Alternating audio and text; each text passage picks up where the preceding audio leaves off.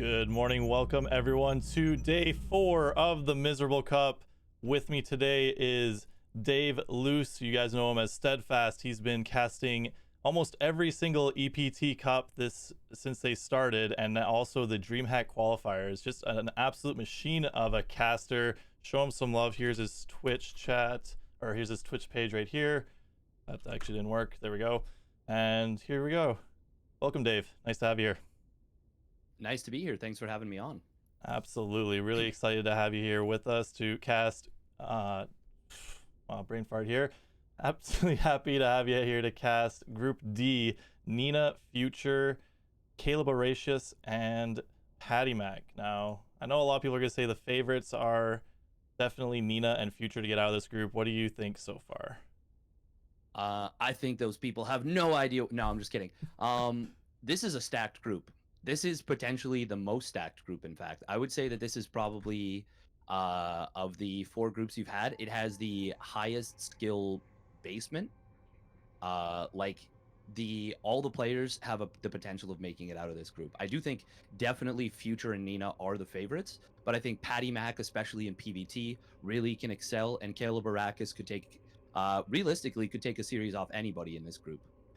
Yeah, is it Caleb Arrakis or is it Horatius? Because I've been calling him Caleb Horatius this whole time. Now I would feel bad if that's what his name's actually. To be honest, I'm not too sure. At least it's not a situation where it's like Hydra, for That's like true. Or years. Mm-hmm. All right. Yeah, the Exactly. bracket's starting to shape up and look really good for tomorrow. So we'll go into just showing real quick before we get into game 1 with Future and Nina. So the playoff bracket tomorrow starts at 11 a.m.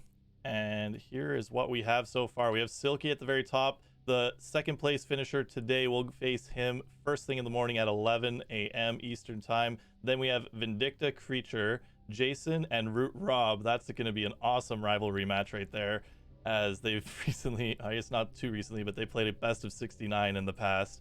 And then the first place winner will go down to face Disc at the very bottom there of the quarterfinal bracket. What do you think of those matchups so far? I think you hit the nail on the head with rivalries there. Definitely Jason and Rob. That's a classic one, and even Jason and Disc. The number of times, and I'm sure you know this, we're both frequenters of Jason's stream. The number of times he plays Disc, you could probably hundreds of times they've run into each other on the ladder. Yeah. As far as Vindicta Creature is concerned, I definitely would favor Vindicta in that one a little bit. But Creature is, for a while, he was going super hard at the game, like really, really grinding.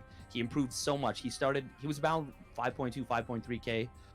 And then he like really hit it hard. He got close to 6k basically in terms of effective play.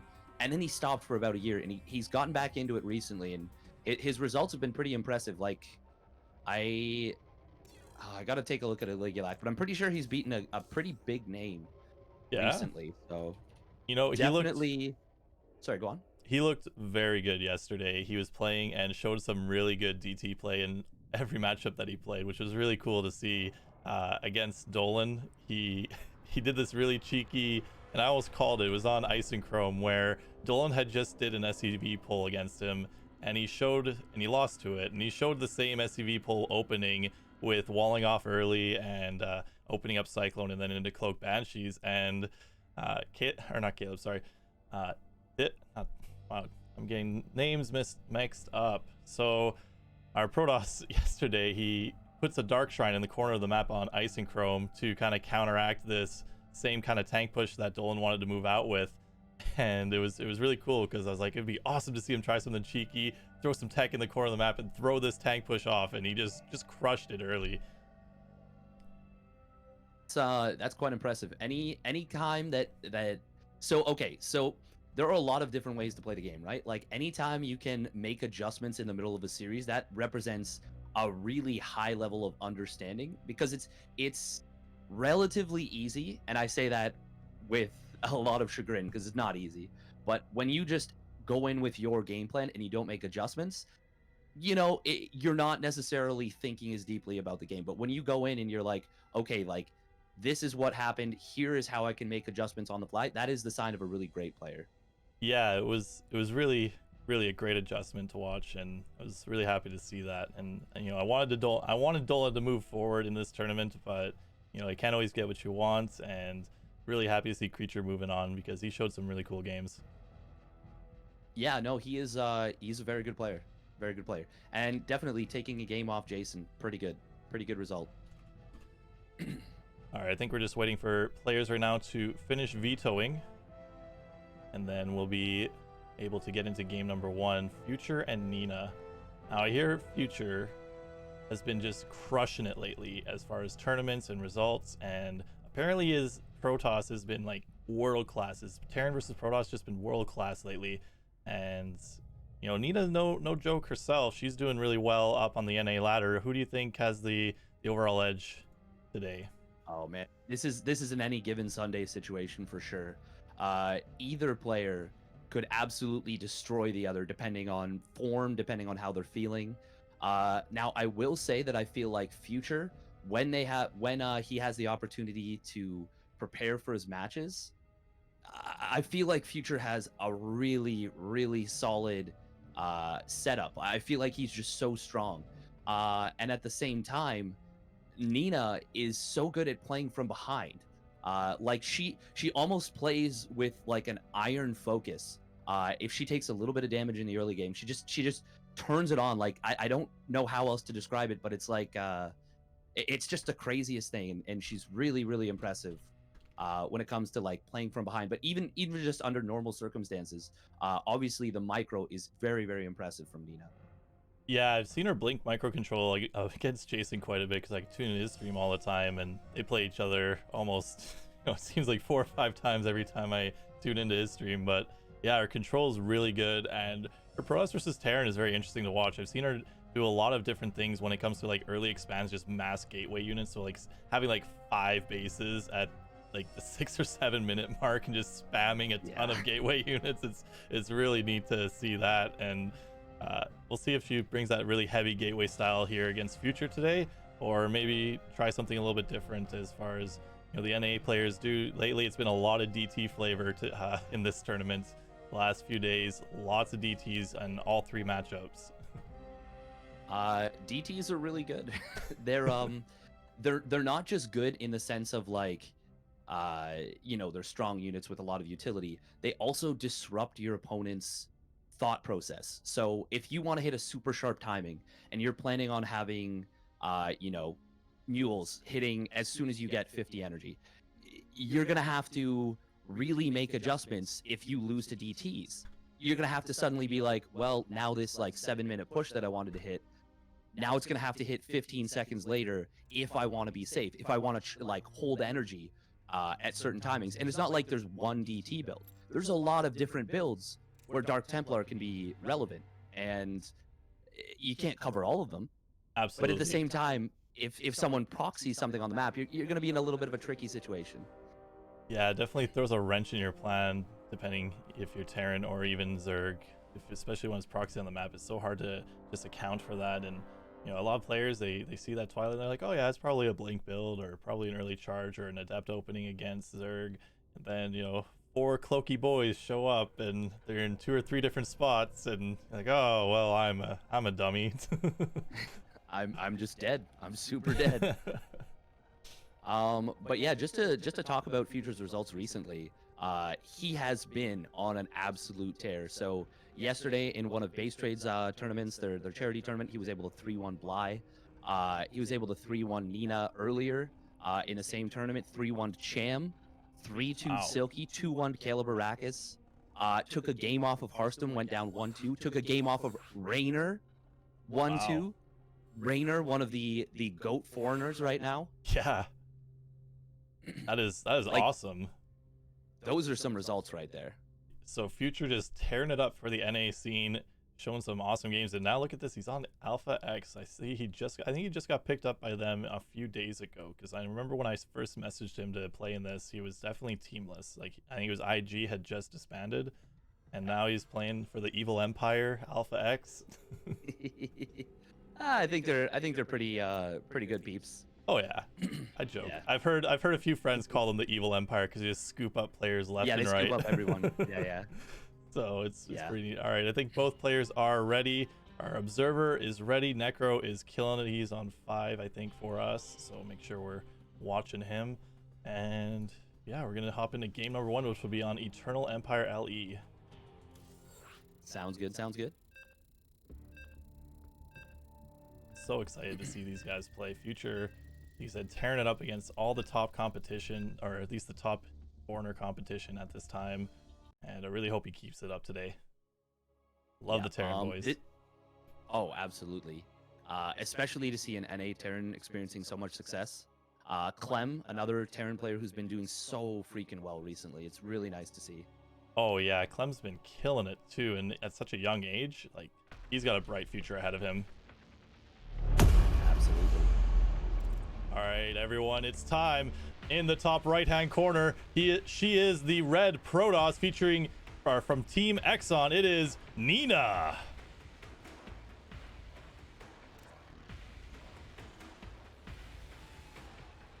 And spawning down in the bottom left, representing Alpha X, it is the blue Terran player. Give it up for Future. And already we're seeing Nina elect to go for no wall against a Reaper. Just putting that gateway a little bit further back. Gonna be, I mean, obviously she's gonna be able to wall against it running around, kind of hide her tech in the top right corner of the map, but well, not gonna be trying to prevent it from getting into any of the jump-in points. Yeah, we saw Creature do this actually yesterday, where he did the exact same thing, where he walled off right by that gas geyser on this map, and then was able to trap the Reaper behind the mineral line when the Reaper was coming into scout. So it's a neat little trick, because if you commit too much with that first Reaper to try and see the tech, you're definitely going to lose it when you get behind there. And if Nina just waits to put the tech down after the Stalker or the Adept come out, then she can pick off that Reaper and deny the scouting information. Yeah, I do like what Nina's doing here with the probe. Looking around, making sure there's no proxy racks. There isn't, but it's always good to cross your T's, dot your I's. Yeah, we haven't seen a lot of Terran proxies yet in this tournament, but it's definitely good, especially with someone as good as Future, who can definitely throw in a bunch of different builds and mix things up. Someone who's been showing very good results recently. So good to, just to be sure, make sure there's not a, proxy Reaper, proxy Marauder. Just, you don't want to give away a free win to someone as good as Future. Ooh, speaking of cheekiness, we might see a bunker in the back of the natural. I have seen Future do this a couple times, and it can be very, very effective. Yep, there it is. Oh. And if you can get the Reaper into here, it can be a real problem to deal with. So I remember talking to some people about this, and when people first started doing this little bunker trick, everyone was like, oh, it's terrible. You have the SCV over there, the build time, and the minerals wasted with the bunker, and if they scout it, it's just, it's such a bad idea. But then watching players like of Future's caliber doing it and microing the SCV and delaying mining time for so long, it's so cool to see it. And it looks like he's gonna get the bunker up and gonna be able to do that with this, and that's gonna be really annoying for Nina to deal with. Yeah, effectively, until you get a shield battery, you cannot start mining at the natural. And even then, with where the pylon is, you can't really do much against this. Yeah, look at this. Now that that was a little close. Yeah, just about getting it. The Reaper scooting back to the bunker. So again, like you said, denying that mining time while Future gets his own expansion going. And look, I think Nina's gonna get ready for that really fast third base. Or I think she might just actually be long distance mining the third, which is a very interesting response to this. I like it. Yeah, it's better than just wasting the probes, right? I guess. Yeah, or having the main oversaturated. Yeah, exactly. I like the way that Future juggles that SCV in and out of the bunker as it is target fired. Now it will get cleaned up, but now Future's gonna pop in. He's gonna scout this Twilight Council, and he's gonna be happy with what he's done here. Yeah, he gets the SCV out. Yeah, he commits the Reaper, gets the SCV out, sees the Twilight Council, and now Nina's plans they're on the table, and here comes a Hellion to do even more harassment or scouting. Yeah, theoretically, you normally would get that for scouting or possibly denying a fast third base, but seeing that Twilight Council, it's not a super fast third. Also, we do see a mine drop coming in from Future. Looks like it's going to be just a couple of Widow mines here. So Oh, kind of a Hero Marine-esque type non-committal build. yeah, it's a pretty common opening to do something like this, and even if he doesn't commit with the mines right away, there's all this dead space behind the natural, so it's a very nice place where you can kind of leave a medevac and come back later when you're trying to do a timing push with bio, and those mines can do a lot of damage later on, especially now with the armories coming in a little bit quicker from Terrans. You might see the armory come by in a few minutes and save up for that cloaked widow mine drop. Yeah, that can be such an annoyance to deal with. Now Nina is well positioned to deal with this. Still gonna get the Widow Mine. No, she will take it out before it can burrow. Very nicely done. But there is no defenses in the main base, so she will be forced to at least pull. And pulling a little bit early. Oh, Future actually could get a decent little shot here. Yeah, Only one probe kill. Huh. Yeah, not that bad. Good defense from Nina there. Cleans up both widow mines. Very clean defense. Yeah, it doesn't interrupt the mining too much either. Third base going down. Things are looking pretty good for Nina at this moment. I will say that Future's SCV production has been quite stellar. He's actually on the same worker count pretty much, only down a couple of workers. And obviously factoring in those mules, he is going to be ahead in economy. Yeah, that's a nice little shift in economy there for Future. He does have the lead for the time being, but this 4-gate Blink build is so strong. And Parting was making it look really good in GSL last season, and I've seen this a lot with the NA pros now, kind of mimicking that as they like to do once something is very popular in Korea and very successful, with Parting going to the top 4 in GSL last season. So be really cool to see how well Nina does with this. If there's no tanks around, it's gonna be very hard to defend until Stim and +1 finish, and now with all these units leaving through the top side of the map, Nina could get something done here. Yeah, she does not have an observer, I don't think. So yeah, she's not able to know that those units just left, but this is a very bold move from Future. And he is actually going to get rewarded for it, I feel, because there's not a lot of defenses at the third. However, there is that shield battery overcharge ready to go. The Blink Stalkers are not committing in, and there is only the 5 of them. Now with the units that are popping out and Stim about to finish, Future should be okay at home. But I'm a little bit concerned about Nina. Oh, she does scout the drop with the observer, though. That is a really, really nicely timed observer. And the recall will come in. Look at that. Recall comes in. There's sentries and zealots ready. Future is not going to get anything done with this drop. That's a very good play by Nina, getting her stalkers back home. And now Future coming across with more bio. This is going to be very scary, but charge is almost done. There's a lot of units at that third base. I don't think he can just smash his way into the third base. He's going to have to be very careful with how he engages. Yeah, there was a very sad stalker that tried to blink away from the army only to run into all the reinforcements. Now that was good for Nina because it sees all those reinforcements. Big scan will come down, sees the charge is not quite done. And Future is going to try and go in here. Force field's delaying a little bit, actually cutting out the army quite nicely. And there is that shield battery overcharge. Nina is going to take a great defensive fight and a big blink forward. Will grab one of those medevacs that just loaded up. This is looking pretty good for Nina, but she is out of force field energy. There is still a Widow Mine that can fire, but an Immortal in the back will help a lot against these Marauders. Yeah, the Immortal in the back and that battery is just huge with that defense, and the Stalker's able to push everything back. There is a Liberator joining the fight. 2 Liberators now joining the fight, and actually, it looks like this is going to go into Future's favor. Yeah, Nina really overcommitted right there, and those Liberators did so much work.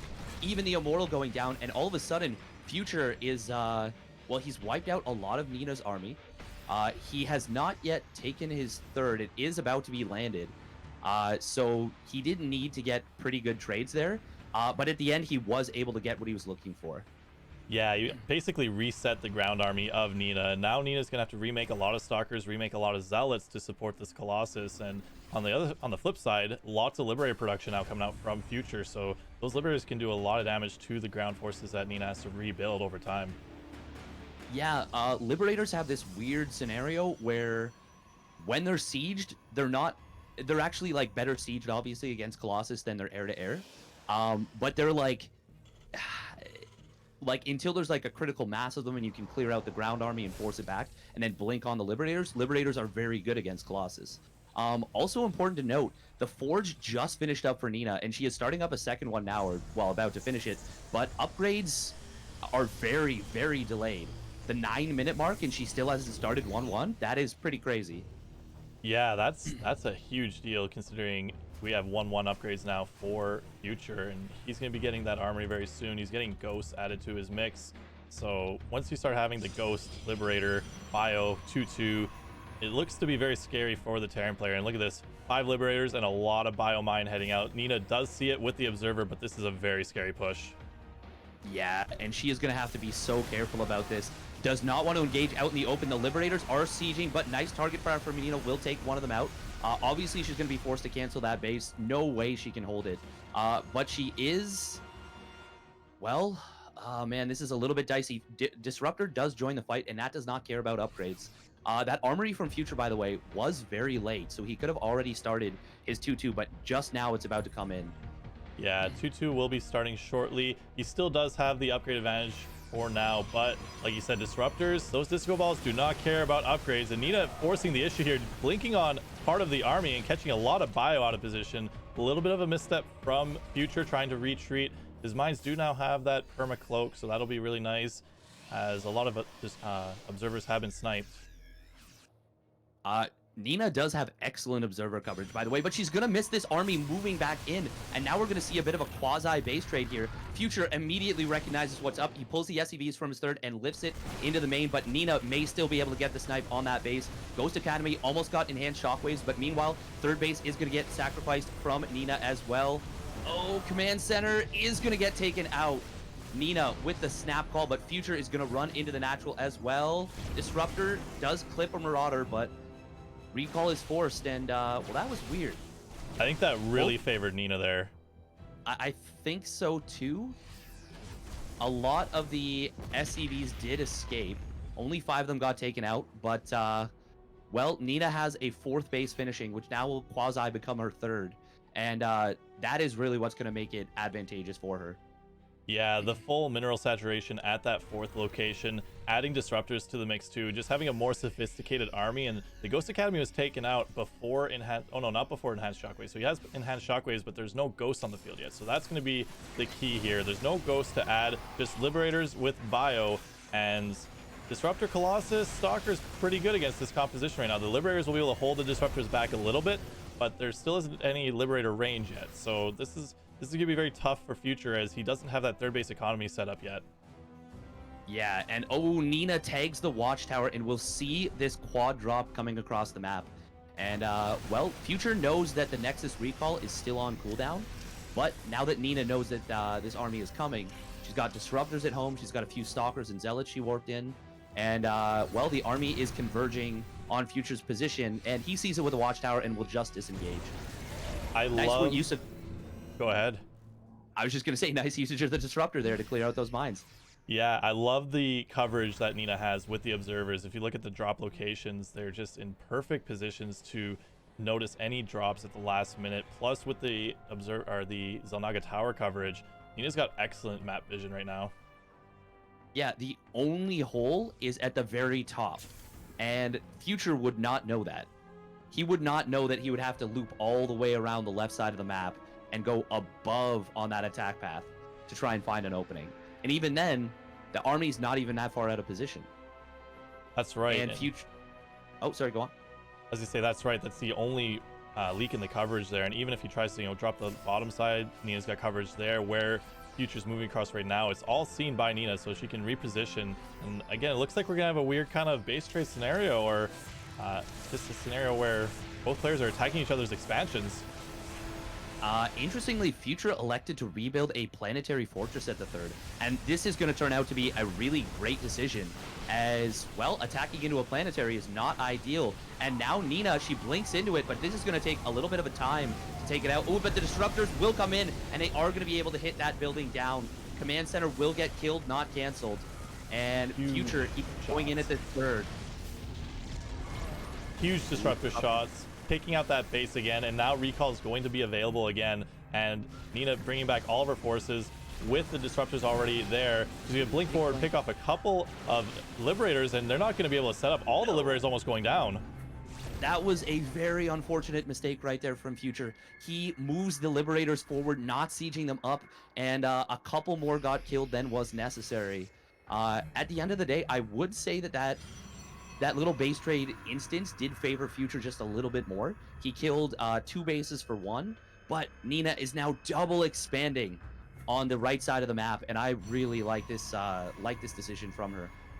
Absolutely. Now you're not going to see those kind of base trade scenarios anymore with Nina expanding towards the Terran. There are a lot of ghosts here which can help, but there's no more liberators, and he gets decent EMPs off, but now disruptor shots going off. There's going to be some godlike micro needed to win this fight, and I don't think Future can win it. Oh man, yeah, the disruptors just not getting amazing shots, but forcing the army to kind of be reparsed, and then the Blink Stalkers just jump on top and take out everything. And GG is called. Well played to Game Nina. 1 to Nina. I definitely did not expect that going in. Hearing all the hype around Future, I was thinking, oh yeah, Future is going to look really good against Protoss first, but a great victory from Nina there. Yeah, she's got to be so happy with how that turned out. Really, really solid performance in game 1. The defense, as you pointed out, was just so crisp. And well, Future, he tried to go for these counterattacks, or well, it's so weird because the old adage is never base trade a Terran, but both times that Nina did it, she ended up coming out at least decently. The first time it went really well for her. The second time, not quite as well, but still well enough.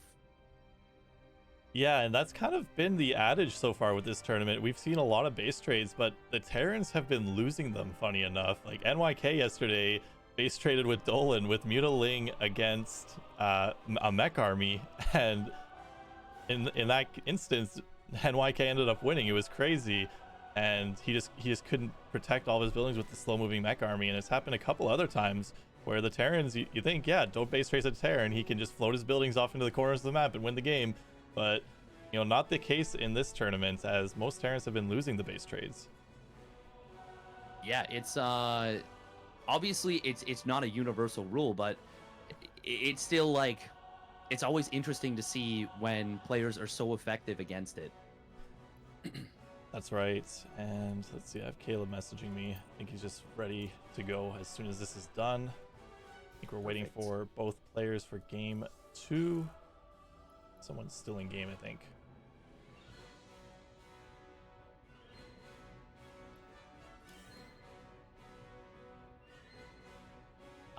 Yeah, just waiting on Nina, it looks like.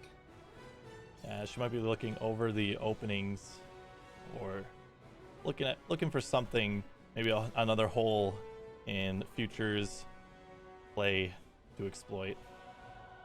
I don't think she's actually in the game. I just think she hasn't accepted the party invite yet. Oh, okay then. Maybe just taking a quick. Oh no, it was Future that declined the ready process. Oh, okay.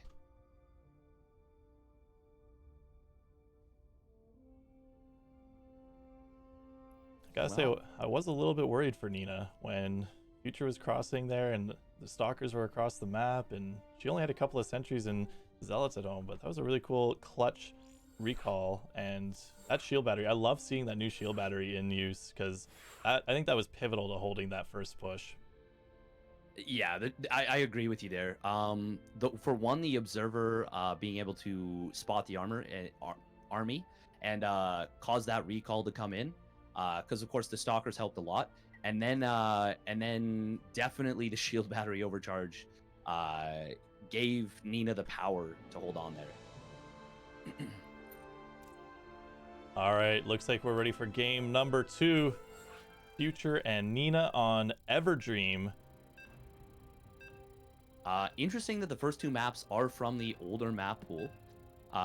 Those ones, of course, did go through first. Yeah, I actually really like Everdream, not because it's like one of the most standard maps, but I liked watching players like TY do like the really cool proxies where they float the barracks, like floating 4 barracks into the main of a Zerg, or floating 2 barracks into the and being able to just like build Marauders or something cool like that. It's a very neat map in that regard because there's so much dead area in the corners of the bases. Absolutely, and we have spawning down in the bottom left position of the map, representing Team Exxon, it is Nina in the blue. And in the red trunks, our Terran hero of the day. Give it up for Alpha X's Future. Definitely showing some good stuff there, but I'm sure he's not too happy with how that one push with the Liberators went. We are seeing Future send an SCV across the map. This is going around in a little bit of a suspicious location. I wonder if we're going to see a second Rax proxy. That would be very, very interesting to me. Yeah, No, he is going to go for the natural here, so I'm not sure. I would have loved to seen a proxy second Rax. Oh, what's this? Just a quick block? Yep, Rough lives. Rough shows up for game number 2, and he takes the wheel and throws down that engineering bay. I do not watch a lot of Rough. Does he do this in a lot of TVP? I don't know about TVP, but I know he does it in a lot of his games, and it's pretty interesting. Definitely a very interesting move. Nina, on the other hand, no stranger to weird NA plays. I would imagine that she is very comfortable with taking a third base location as her natural, or just rushing out a Zealot to get rid of this. It is going to delay things, put a wrench in her plan with the opening, but on the other side, she could rush out units and maybe throw that wrench right back at Future. Maybe delay his expansion or pick off a unit or two, like the Reaper. Oh man, this probe sticking around a little bit too long will get taken out, and Future actually didn't have enough money for the expansion anyways, so because of course that engineering bay. So yeah, it ends up working out pretty well for Future, I would say, right there. And that is another thing about Future. He will figure out very specific build order situations and work with them. So like he'll know how this engineering bay block works. Oh man, this Reaper is gonna get taken out. It is not gonna be able to, I believe, scout the main tech building there. Did not see that robotics facility. Didn't see the Robo, and loses the Reaper. I can't believe he actually went up that cliff. Maybe just not really looking at the Reaper and maybe paying attention to the NG bay that was under attack. But usually you take that first shot from the Adept and you say, oh, let's chill out and back up. But no, Future commits to the jump and loses the Reaper without seeing the tech choice. So that could bite him in the butt later on. Yeah, that is a little bit costly. We do see Future is going to go for a Hellion here once again for that early-ish scout. Potential of denying that third base, but it will allow him to get a little bit more of a scout. But look at this, we've got a robotics bay coming down from Nina. I love she this. is probably going to be going for either Colossus or Disruptor drop here. Yeah. And anyone who knows Nina from the old days, Colossus drop, that was the claim to fame, and she's really freaking good at it. Yeah, Colossus, and I've seen her do the Disruptor drop as well, and I curse her name often because I see this on the ladder myself a lot, and it kills me more often than I want it to happen. But I would love to see this happen to someone else. It's a very cool play, and it can get a lot of damage done either way, whether it's a Colossus coming down and shooting down SCVs, or if it's a Disruptor doing the same thing and also picking off army. It looks like it's going to be a Colossus though. Yeah, and she will get that speed as well on the War Prism. Of course, that is what makes this so effective. We are going to be seeing a Widow Mine drop out of Future. He's going to want to add on a Viking as soon as he can identify this. And, well, if he can get into the main base and see the robotic support bay, he'll know what this is, because he knows who Nina is. He's played against her before. He's done his homework. Yeah, absolutely. Yeah. In fact, there is a scenario where the War Prism could potentially go over 2 Widow Mines, but no, that's not going to be the case. And, well, this is going to be very good for Future. He's going to get in here with these Widow Mines, will burrow them. Oh, pretty decent damage right there. 4 probes, and he will get the scout. And he should be building a Viking very shortly, I expect. Yeah, he does have 1 tank in production right now. He has a Viking started and missile turrets. So looking good right now. He does have Marines out on the map, though. This is a little bit scary, as they are not going to do any damage to this Colossus, and see how much this Colossus can pick off. Yeah, this is going to be quite a bit of damage, and it all comes down to the target fire, really. Oh man, these nice splits on the Marines, actually. Getting that Colossus quite low, and well, this has gone well for Nina, but I'm also quite impressed with the defense from Future. Ooh, looks like the Widow Mine drop is going to be going into the main base once again. 3 probes getting picked off. Not bad, not bad.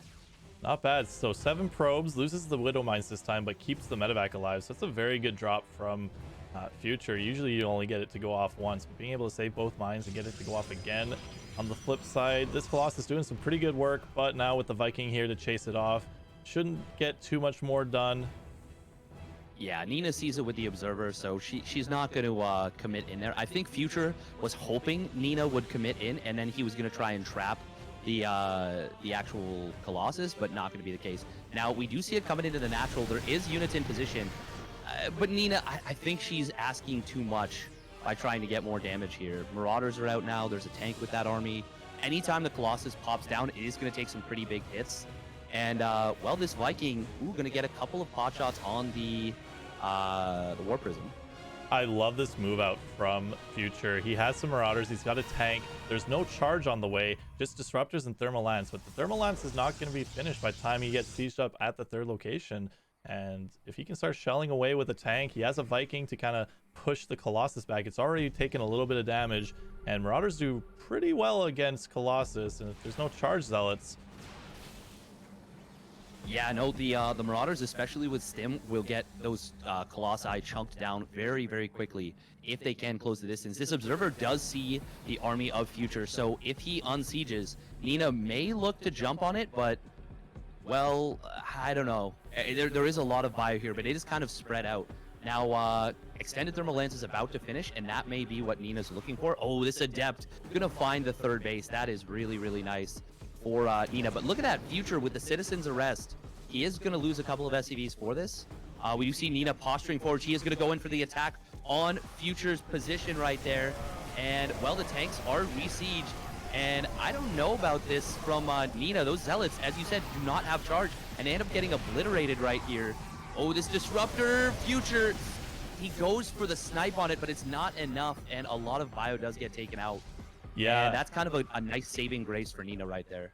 Yeah, you know what? Like you said, she kind of overstepped a little bit, it looked like, without having charge available. But having the batteries to retreat back to and chunking a lot of that bio down, making Future kind of give up that position on the map was, I think it was worth losing a few of the ground units that she had. Now with charge finishing up, she can replenish that. Lots of gateways about to finish up. Forges finishing up. Disruptors being added. I think she's in a great spot here, and there's a lot of utility with that speed prism. Oh, the Speed Prism is so good, and it is looking to get a Disruptor drop here into the natural. She's going to drop it down. How many SCVs? Ooh, 6 SCVs. That is a really, really nice find for Nina. And up until that point, Future was on a very, very even worker count with his opponent. But now Nina will be up about 7 workers or so. Yeah, the income advantage still a little bit in Future, or no, actually in Nina's favor now. Sorry, I was getting the colors mixed up. Happens to the best of us. Disruptor drop. Future was looking to find that. Ooh, gonna go in. Will grab a couple of Marines and a Marauder. But now the Vikings are gonna look to intercept this. Oh man, Speed Prisms are so freaking fast. Doesn't even get the shields down with that Viking.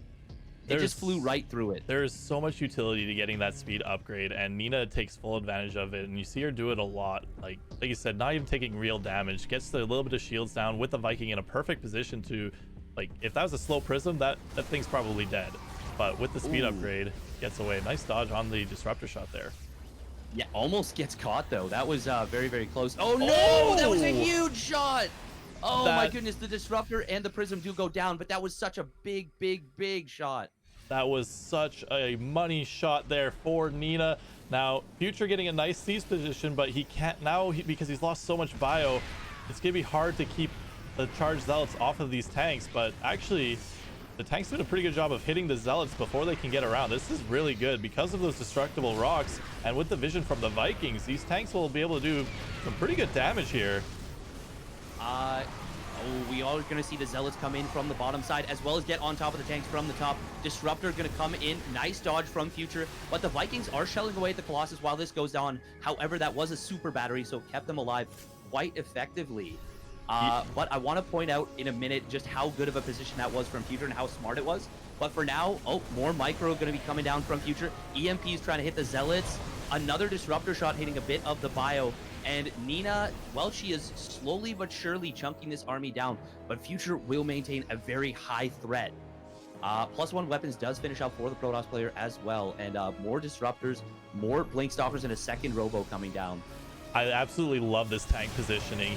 Future right now is just showing very good army control and getting really good engagements here. Nina losing a lot of units there, and the tank's getting just maximum damage from down on that point.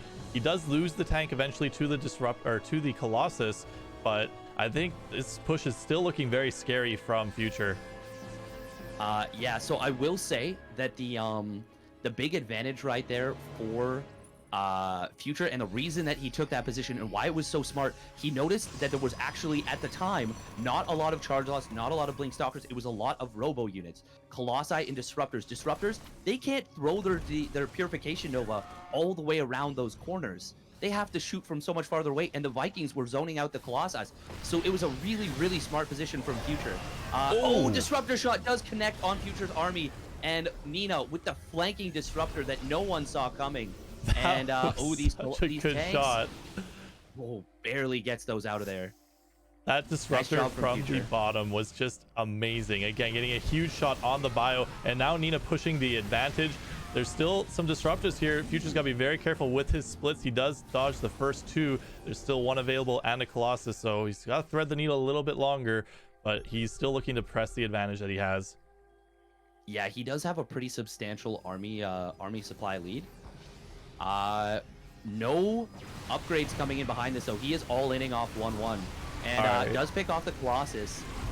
Disruptors coming in from the bottom. They are gonna get huge connections. Connects on all of the bio. The ghosts go down, and Future is going to lose this game. That was such a good disruptor hit for all three of those disruptors, taking out the majority of that army. We saw a huge army lead for Future, and now Nina crossing the map with a huge swing in army lead. Oh man, funnily enough, that tank actually escapes, and Nina doesn't notice for a moment, but that was so insanely good, and she is about to have +2 attack.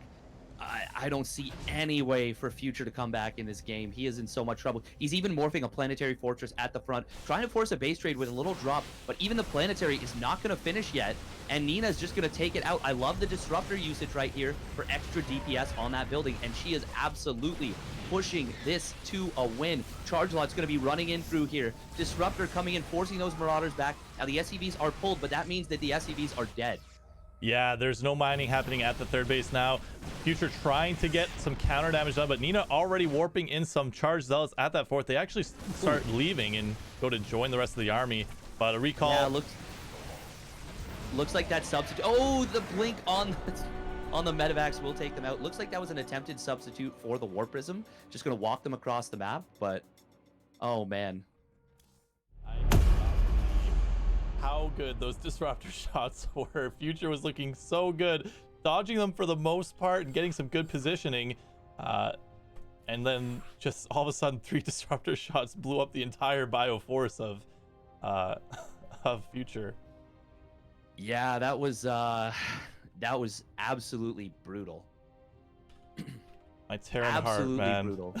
Yeah, it kills me. That was a rough one. I'm gonna be hearing Fortunate Son and having some post-traumatic stress flashbacks here. It's just not a good time. So Future gets popped down to the losers match. Nina is going to advance to the winners match, and now we have Caleb Arrakis and Patty Mac. So we might see a PvP next, or a PvZ. PvZ. Caleb Arrakis, very strong standard player. Patty Mac, very good as well. Yeah, I don't think I've seen either of these two play each other. So I've seen Patty Mac a lot, again, on the Terran streams, facing Terrans and doing really well. I saw Patty recently was around 6.1k on the NA ladder towards the end of last season. And I think Caleb Arrakis not too much further behind. Yeah, no, he is quite a good player. And I would say the highlight of Patty Mac's play is definitely his PVT. But I can tell you firsthand that his PvZ is nothing to shake a stick at. I'm pretty sure Caleb's in the channel. Oh, no, he's not. Did I invite him?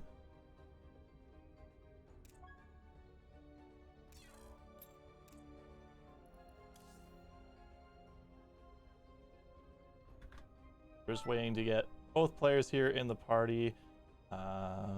Caleb is here. I have not seen Patty Mac though, and it would be really unfortunate if another day someone is late or no shows. Yeah, unfortunately that does happen.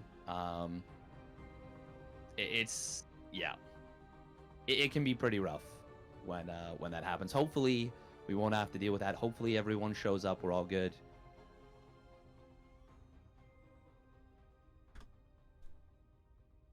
Try sending him a couple Discord message right now and make sure that he's available. He did respond to me yesterday, so hoping he didn't sleep in after watching GSL last night. It did run pretty late, but you know, I was watching it and I came back, so I do have a little more invested. No spoilers, but it was a pretty exciting group. Yeah, pretty Juanito looked pretty good. No spoilers, but he liked Terran. Juanito showed some pretty good games. I just want to show some good games for my fans, you know? That's all. Classic, that's all. Classic Korean answer. I love it. Yeah. Oh, it's so good. Oh, I can't believe there was a 4-0 in a GSL finals again. I know. Absolutely brutal. You know what, though? Even though it was a 4-0, we saw some awesome builds from both players in TVT, which has been, you know, everyone says, oh, TVT is the resident sleeper, most boring matchup of all time. And, you know, they're not entirely wrong if we look back at some series over the years. But recently, TVT is slowly becoming one of my favorite matchups. It's at the highest level. You see a lot of variety and you see a lot of players trying out new things, especially on some of these new maps like Golden Wall and the ones where, you know, you see some really interesting games. And TVT is starting to, it's winning a place in my heart, at least. Yeah, it's to be honest, it's always had a place in mine. It's always been such an exciting matchup. I will say that is the one matchup where I think mech can be enjoyable to watch. Because watching a bio player try and dismantle a mech player on a really large map can be very, very interesting. Like the old classics of MMA versus Innovation, MVP versus Top. Like there can be some really interesting positional play that can go on. In a lot of the other matchups, sometimes you feel like, well, actually PvT mech is my favorite, to be honest. Yeah, that stuff is awesome. Oh, PvT is awesome. PvT, Terran versus Zerg, those are like your classic StarCraft matchups where you have the humans fighting off against, you know, the really advanced aliens, or fighting against fighting the bugs, the Starship Troopers. Starship Troopers, exactly. But yeah, no, when we see mech in PvT, oh, it just warms my heart. It just makes me so happy. There's only a few players who are willing to do it. But when they do it and they do it well, oof. Oh, yeah. Just so enjoyable. Watching TY last season smash some Protosses in GSL with mech was really cool. And I loved seeing things like Speed Banshees against Protoss. I've actually been experimenting with that on the ladder myself. And man, that was my favorite unit in Wings of Liberty. I used to love doing the Banshees with Ravens and point defense drones. And, you know, basically Protoss just had stalkers to deal with that. So if they didn't ever build a Phoenix, I won every game. Yeah. But yeah, seeing the Banshee come back with speed against Protoss in the highest level, it's awesome. Yeah, no, there's some pretty sick games. And TY is honestly, he's got to be one of my favorite players to watch in terms of just the mental approach he is. Yeah, all right, we're gonna take a quick 5-minute break. I don't know if you need a break, but I'm gonna do a quick trivia break while we try to get a hold of Patty Mac. If we can't get a hold of him by the end of this break, then I guess we're going to just we'll be forcing Caleb ahead to face Nina, and we'll be playing the winners match. Sounds good. So, sounds good. Hopefully that's not the case. Yeah, hopefully not. All right, we'll see you guys in 5 minutes.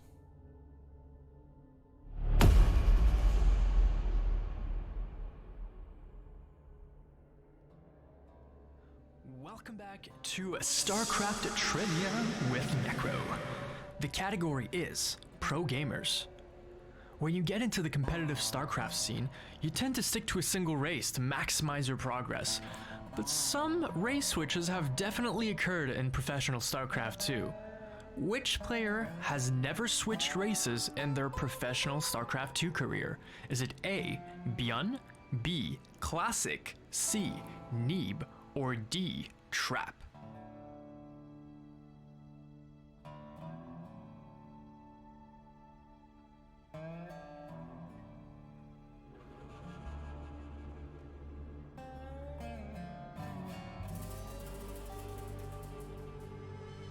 So the answer is D, Trap. So Byun used to play Protoss under the ID Bleach. For him, man, because you know who he's against? He's against Next Bleach, the kid who knocked me out of the qualifiers. I heard he beat a player named Artosis. Yeah, no, it was. He's supposed to be amazingly good. He is, but Bleach knocked him out of the tournament. Yeah, this tournament, in fact. It would actually be Artosis against Loner. Yeah. Oddly enough, it'd be another battle. Then Classic used to play Terran, and here's a clip of him losing with his Terran to our Lord and Savior Thorzane back in Pro League. 같기는 한데 포기를 못하고 있는 것이 머리가 너무 복잡해서 그래요. 속상하죠, 속상하죠. 네. 이게 왜냐면 상대방의 빌기에 당했고 토르제인 선수 오늘 자신의 건물에 공격 한번 안 당해봤습니다. 네, 그 정도로 오늘은 압도적인 방역. 그리고 GG 7년 6개월 2738일 그리고 용산바로 이 무대에서 EGK 팀이 첫 승을 가져가네요. 말이 7년 And Neeb used to play Terran at a pretty high level too. You see back to one, Medivac that has energy. He's looking for it. The Mothership Core has never been remade. Puck trying to hold strong. This could be a 2-0 for the Terran player Neeb over the favorite Huck. And it might just happen. In fact, I think it will. Puck losing his natural expansion. Well, should momentarily lose that natural expansion. Again, trying to hold on, but there's the GG, and Neeb takes the 2-0. So Trap from Jin Air Green Wings has always been Protoss. When he started StarCraft 2, he actually was awarded the Rookie Award at the 2011-2012 Pro League Season 2, and he was playing Protoss even all the way back then. Young players seem to be on the rise these days, you know, with Raynor and Clem and all, but high-level StarCraft 2 at a young age is not a new thing at all. There have been some super young players in GSL Code S. Who is the youngest pro gamer to ever play in GSL Code S? Is it A, Dream, B, Maru, C, Raynor, or D, TY? Well, actually back then, he would have been called Baby.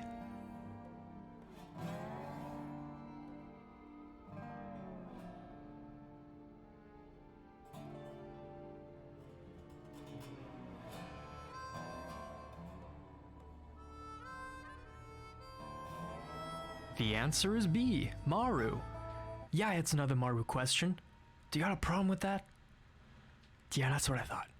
TY, otherwise known as Baby, was 17 when he made his Code S debut at the GSL Code S 2012 Season 5. Baby takes the victory here. He takes the game, a 2-1 victory over his opponent. What a game on Antigua Shipyard. Really, really well played. Flash trying. Dream was 16 when he made Code S for the first time at the GSL Code S 2013 Season 3. Raynor was 16 as well in his first Code S, which was the GSL Code S 2018 Season 3. from Europe, indeed. Cyril Raynor. Man, he looked good that game. And Maru was 14 when he made Code S in Season 2 of 2012. But he was even younger than that when he made his general GSL debut. He was actually 13 back then. Check this out. And Maru is the youngest person in the tournament. He is, it looks like, what it says 14 years old, so that's 13. 14 Korean. 13. Look at that little guy. And so this guy is actually 13 years old, a Terran player. Because when we say he's 14, that's 14 Korean age. Yeah, they have a different aging system. And then Selawera is 27, which means 26 Korean age, which means he is twice the age of this kid. A lot of players praise some StarCraft 2 players for their Warcraft 3 micro. Who here was the most successful at Warcraft 3? So, the most earnings. Was it A, DeMuslim, B, Hasuabs, C, Thorzane, or D, Todd?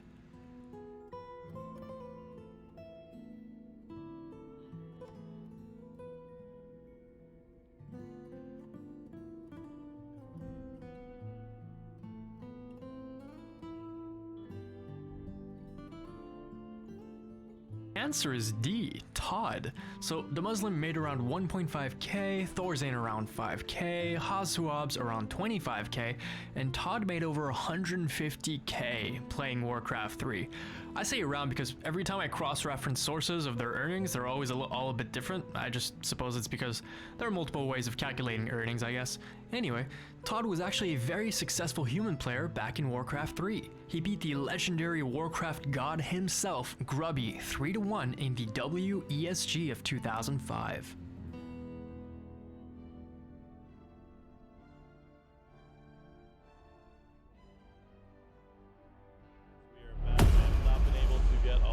Of Patty Mac, so unfortunately, like day one, we're going to have a walkover to the winners match. It's unfortunate because we're going to miss out on 2 series in a group that could have been really awesome. It still can be, but I know players do not like having walkovers, so it's unfortunate, but hopefully everything is okay on his end. Hopefully there's no real life crisis happening on his end and everything's okay. Yeah, fingers crossed. Fingers crossed everything's all right. So we'll be moving on to the winners match, which will be Nina versus Caleb. Yes, it will. I mean, it works out for Caleb at the end of the day.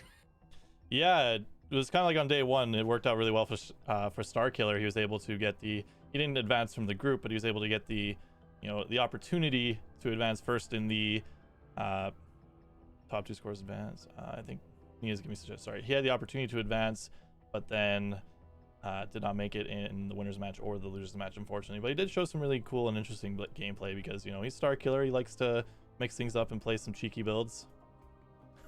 That he do. Nina says, "Let Steadfast play." You want to play against Caleb for for your chance to advance in the miserable cup? I'm willing to let it happen. I'll solo cast the games if you're interested in playing and trying it out. Oh man, how is Caleb doing right now? I feel like my ZVZ is just so bad right now. I mean, I guess I can for the content. For the content, so we won't have to skip out on 2 series. Yeah, we can. We can do that. We can do that. Okay, so we'll have Steadfast. I'm gonna have to drop him from the call here, but we'll be solo casting him versus Caleb. All right. I think Nina may have been joking about that, but no, it's gonna happen now. Steadfast versus Caleb coming up next, guys. Oh man. All right, I'm just gonna drop the call and I'll call you back once we're on the other side, buddy. Sounds good. All right, guys, here we go. For the content, we're gonna have Steadfast playing up against Caleb so that we can have 4 players. It's unfortunate, but it's better than having 2 walkovers like we did on day 1. So players, get ready for bans. Steadfast will be taking over for Patty.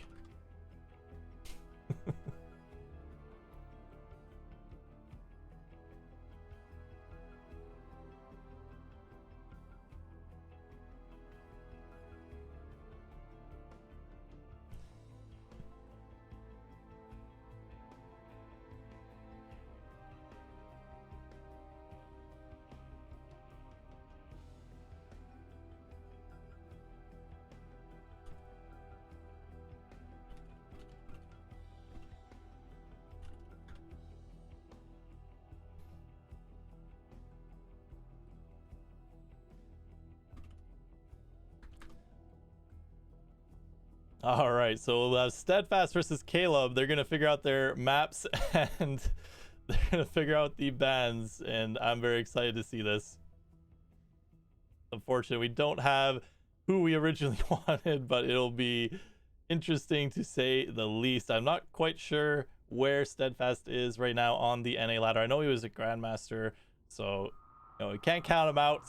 Caleb being probably the favorite, but Steadfast will probably show some really good games. So for the content, Steadfast gonna put on the player pants, take off the casting pants, and I mean, Caleb say if he loses to the caster, time to uninstall. Chad Fast. What a beast. I love it.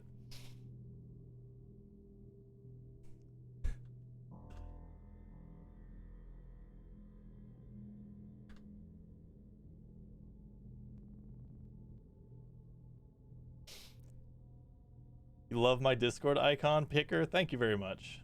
I know we're on a little bit of a delay, but thank you very much. Steadfast is a Zerg player, so it's going to be a Zerg versus Zerg. Necro needs to be in a call with me. Oh, he's not in a call. Okay. We'll get Necro in with the voice call. Necro has been an excellent an excellent observer for us, and has been doing a lot of the behind the scenes work, adding in some video content for in between for breaks, really coming in the clutch here, guys. So if you like the trivia content that we've been playing during the breaks, if you like the observing, show him some love. I believe he's got a YouTube channel and a Twitch channel. If you want to check him out, if he can link both of those, that'd be awesome. That way you guys can see. He's also got a podcast that he does on YouTube, and he likes to cast games as well. I believe he casts replays on his Twitch channel regularly, so definitely go check him out. Show him some love. TKCT Necro.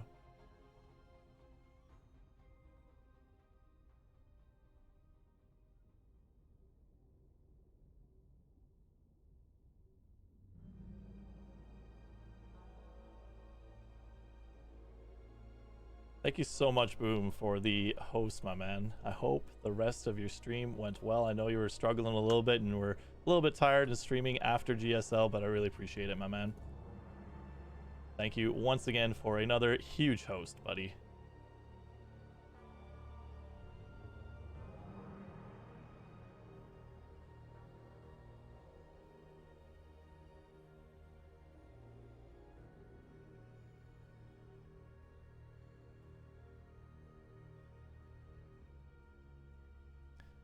Necro is on camera 5 again. Okay. That was from last game.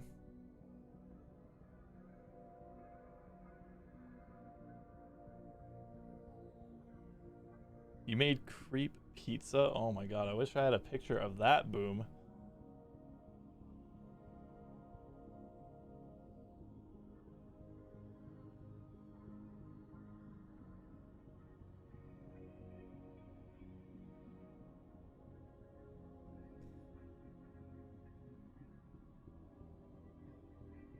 Alright, I think the players are just about finished with the bans. We'll be hopping into game 1 very soon. Boom's taking over the chat. Boom is slowly turning everyone in StarCraft into a weeb. And I don't know if it's a good thing, but it's a cool thing. There's Necro's YouTube channel. There it is. Show him some love, guys. Alright, game number 1 is going to be on Ice and Chrome. Caleb and Steadfast, a little bit of friendly banter, having some fun here. I think both players will be ready very soon. Actually, let's see if we can add Lunar. Stay and cast.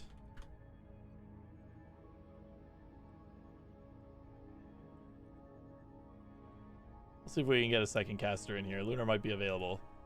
Do you want to cast in place of Steadfast with me?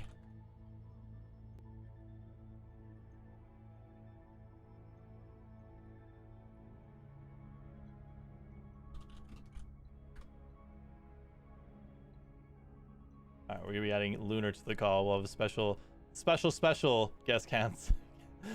A second caster. Second guest special caster. We'll add him to the call here.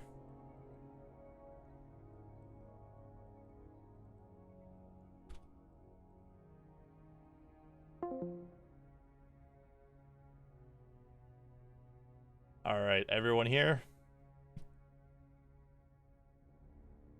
I know. Oh, there we go. Everyone here ready to go? Hey, Misery. Yeah, ready to go. All right. Don't worry about the camera. We're good. I think everyone is ready. Looks like it. Oh, I thought Caleb was going to play Terran for a moment. All right, we're going to have, for sure, ZVZ. I'm ready to go.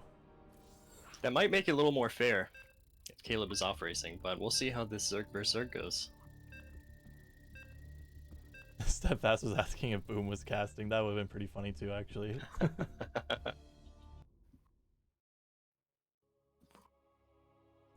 Steadfast coming in the clutch here to save the content. Love it. The content we need. We can't be robbed of another series. I know, we were already robbed of 2 series. Yeah. We lost 2 series on day 1. All right, here he is spawning in the top right-hand corner of Ice and Chrome Ladder Edition. He is the savior of the stream today, savior of 2 series. It is NWA's Steadfast. And in the bottom left, wearing the blue trunks, we have Icy's Caleb. ICY, Caleb Arrakis. All right, I have no idea how to cast Zerg versus Zerg, so this will be an experience for both of us. I know. My only experience in ZVZ is when I played Zerg, I was 13-12 every game. So if they do a 13-12, I could cast that pretty well. So if one of these guys 13-12s, we got it, but actually they're both going hatch first. So yeah, that's gonna be it for us. We're gonna switch over to a new show. Just kidding, guys. Don't go anywhere, please. So hatch first, they're both going for some macro play. No cheeky early Zerglings to snatch any of the natural bases, or no spine crawlers gonna be planted at each other's edge of creep. So we're gonna hopefully be looking at a standard game here. Very interested to see what's going on. Standard opening from both players, going hatch before pool, adding their gases, and then pools almost everything at the exact same time. So there's a little bit of friendly banter between players going into this. Caleb was joking around saying, oh, if I lose to the caster, I'm just gonna uninstall the game. And you know what, I would love to see Steadfast take 1 game here. That would be awesome.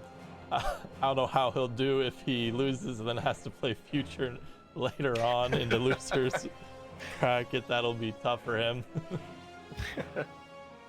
Well, you know, in the mirror matchup, I mean, anything can happen. Codes was won by a caster, Necro says. It's not, he's not lying. You know what? TY just won his first, was it his first GSL, or did he, maybe it wasn't his first GSL, but he just won as a caster. So we can't count out Steadfast yet. It was his first GSL. First GSL.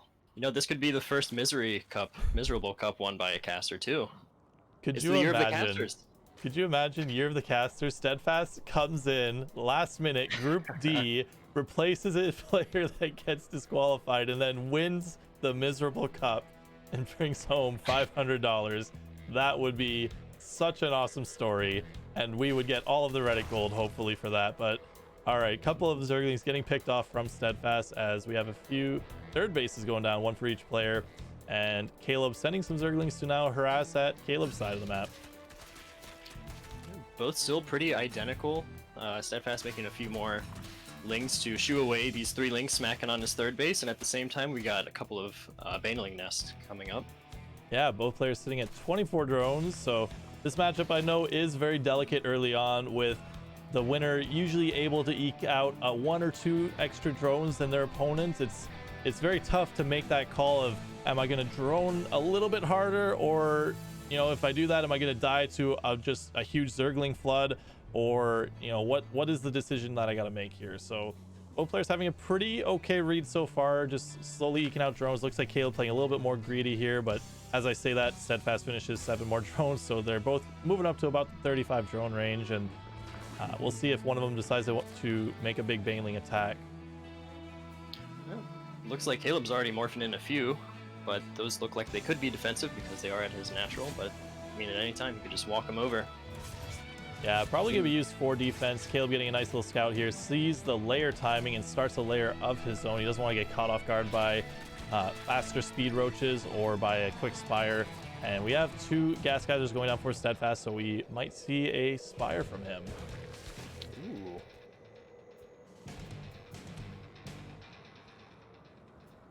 Oh no, looks like instead it's going to be roaches. So he gets +1 attack on the way, Roach Warren on the way, so it'll be a faster roach speed. And Caleb actually opting for melee upgrades. I like this. quick melee upgrades for Zerglings. If he gets enough Zerglings to surround all the roaches when it's still early on, then the roaches actually die pretty quickly against +1 Zerglings. So it'll be cool to see if that's the route that Caleb wants to go, just with a very Ling heavy style. But he's got to be careful at the same time, because there is a Baneling nest on the other side of the map. If a few Banelings get really good connections, and that +1 Zergling could not do much. But actually, Spire on the way from Caleb, so shoes on the other foot there. Caleb's looking to go into mutas, do some Ling Bane muta. He also just needs to make sure that he keeps tab on Steadfast's larva and make sure he's not banking a ton just to make a ton of roaches, catch him off guard. So he is keeping his overlords in good positions. Looks like he's scouting with some Zerglings, and just to make sure that he's making drones. Look at this, a Spire going down from Steadfast as well. So he shows roaches at the front. He actually denies the scout of the Spire. That's a huge deal. Oh wow, that's massive. So he denies the scout. He goes Spire himself and shows roaches with roach speed at the front of his base. So maybe the big 200 IQ play here from Steadfast. Caleb's gonna be caught off guard, thinking, all right, he's going for +1 roaches. This is normal ZVZ. He's not gonna hit me up with a Spire when I'm going Spire. And we might just see a big muta fight in the middle of the map. Yeah, especially if Caleb sees that he has +1 range attack on his roaches, then he will be really secure in the fact that he's not going mutas. But we got the element of surprise here. Yeah, a little bit of a Zergling run by coming by for Steadfast. He picks off a couple of drones. Looks like. Oh, maybe not. Saw some Zerglings die, and I thought they were drones. All right, 11 mutas in production here for Steadfast. Even more, 13 now. And some mutas. 10. And some more mutas in production from Caleb. So and +2 melee. I never really get to see a lot of Zergling builds in ZVZ. I usually see that roach versus roach, and now cat's out of the bag. Mutas are out from Steadfast, and now Steadfast gonna take out some of these overlords in the middle of the map. We'll see if Caleb wants to circumvent with his mutas. He's actually gonna pick off some overlords as well. So now we're gonna get into this weird position where we have mutas chasing mutas, Lings counterattacking against Lings, but with the extra upgrades. Ooh. Nice. Yeah, so both players will be really low on map vision now, so Ling run-bys are really strong at this point. You never really know where the mutas are going to poke in, so it's all about building up a massive muta count and kind of turtling in with a bunch of spore crawlers to shoot the mutas away.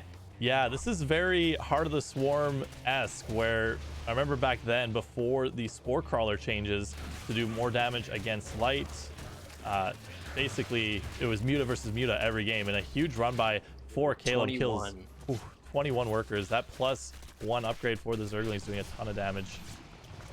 So Steadfast has got to get the same amount of damage done over here, but it looks like with the mutas there and all those spores going up that he won't get the chance to do so. So it looks like Caleb's going to be in a really great position here after this attack.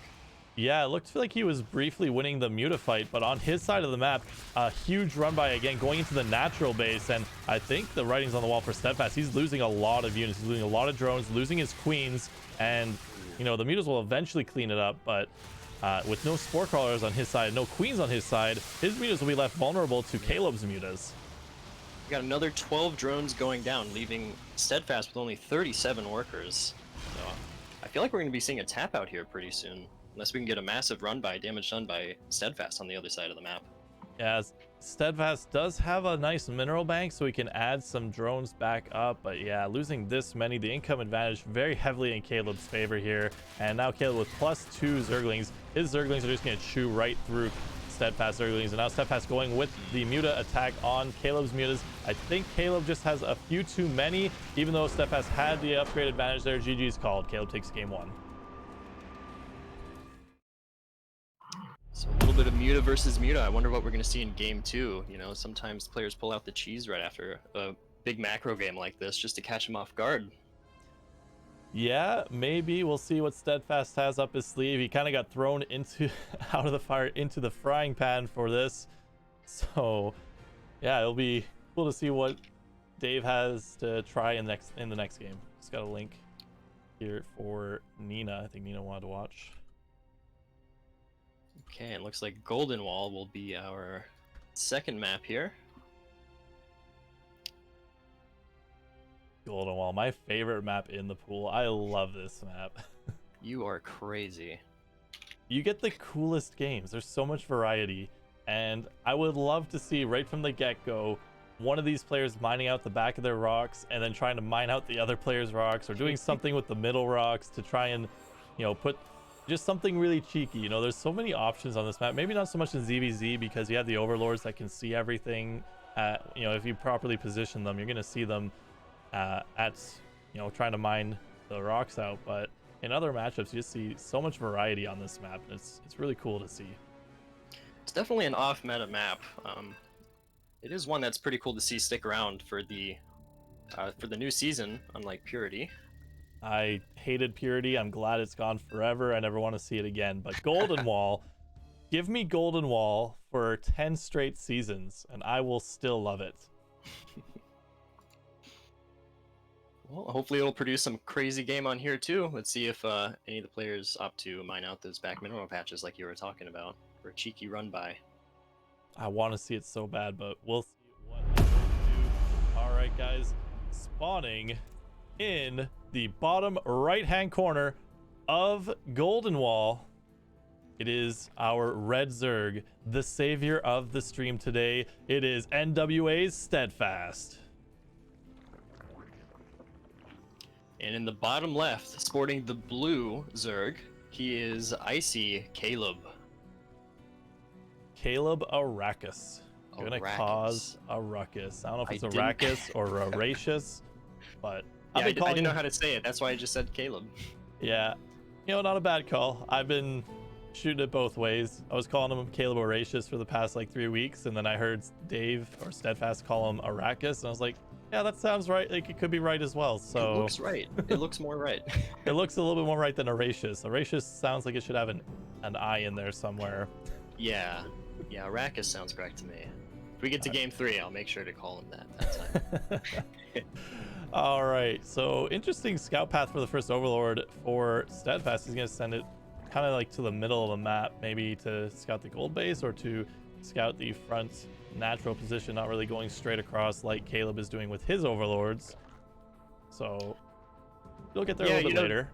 This might be a little bit more of a defensive Overlord scout from Steadfast to make sure there are no lings coming from the top side, while Caleb is just sending it straight to the natural to get that faster scouting information. Yeah, but it looks like there will be Zerglings, so... Remember how we said we're both very familiar with the 1312? The early pool? Here it is. Here it is.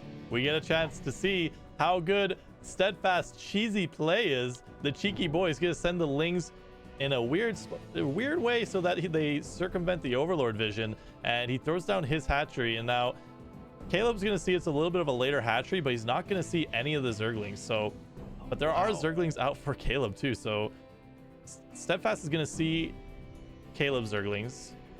Caleb's not going to see Steadfast's Zerglings. Actually, he will see them now as the reinforcements come across the map, but this doesn't look too strange.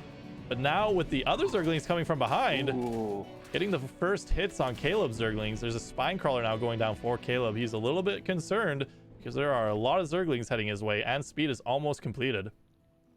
Yeah, you know, he might be able to get this hatch down pretty far, but with the queen here and more Zerglings in the defender's advantage with the spine crawler, he might be able to save it. We'll see.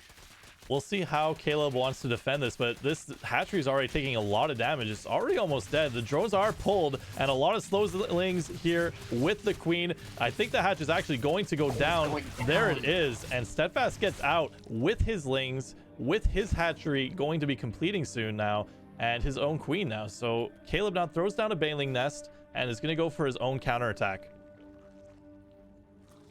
All right, well, resources were invested into a spine crawler from Caleb, so I don't know. I feel like Steadfast could have potentially more Zerglings here. We'll see how he does in the defense. Caleb has a lot of Zerglings coming across the map. This is a very committed counterattack. There is a queen in between the rocks, and now nice surrounds here from Caleb Zerglings. I think Steadfast is in a lot of trouble here, but the queen is getting some nice defense here. Not a lot of surface area happening, but yeah, the queen does go down, and a lot of Zerglings now attacking Steadfast hatchery. Caleb was not impressed with losing his hatchery. Doesn't even place a new one down. Yeah, and he's got the baneling nest too, so he could just morph those right in the natural. Yeah, there they are, and he can get this hatchery and then walk them right into the main. There they are, morphing right in Steadfast's face. Does not give a care.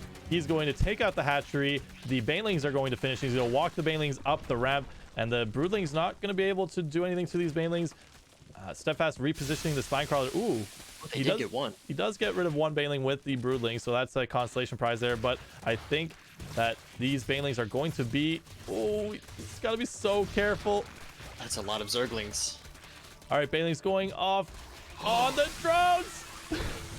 Oh, good hits. Good hits. Very good hits, but only kills 2 drones there. Unless I am missing something. I only see 2 dead drones for Steadfast. Yeah. So actually very good control there from Steadfast. And now the hatchery almost completing for Caleb. He's going to try another little baneling attack. He's got them morphing in the shade though. So just playing it a little bit cheeky here. If Steadfast moves towards that bush, he might lose a lot of Zerglings. But he's wisely going to go to the north side instead. He's going around. Oh, he doesn't have the Zerglings to defend, though. He needs them at home to try to get this attack out of there. But even with those Zerglings at home, I don't know if he has enough. Especially if they're Yeah, that spine crawler was just so sad. It died so quickly. And now the queen gets an inject off, but it will die here. Trying to protect the drones. But now more banelings coming in. The splits are happening, but now they're not mining. GG, well played. Don't even get to go off. It looks like Steadfast taps out. Caleb takes the series 2-0, so not much of a surprise. But It looks like Patty Mac's tournament player pants are a little bit big on Steadfast. So I'll give his casting pants back. We'll put the casting pants back on as Steadfast loses the series, but you know what? He is the savior in our hearts. He is saving the day, jumping into that game. So we'll bring him back in to put the casting pads back on while we get into our winners match, which will be Nina versus Caleb.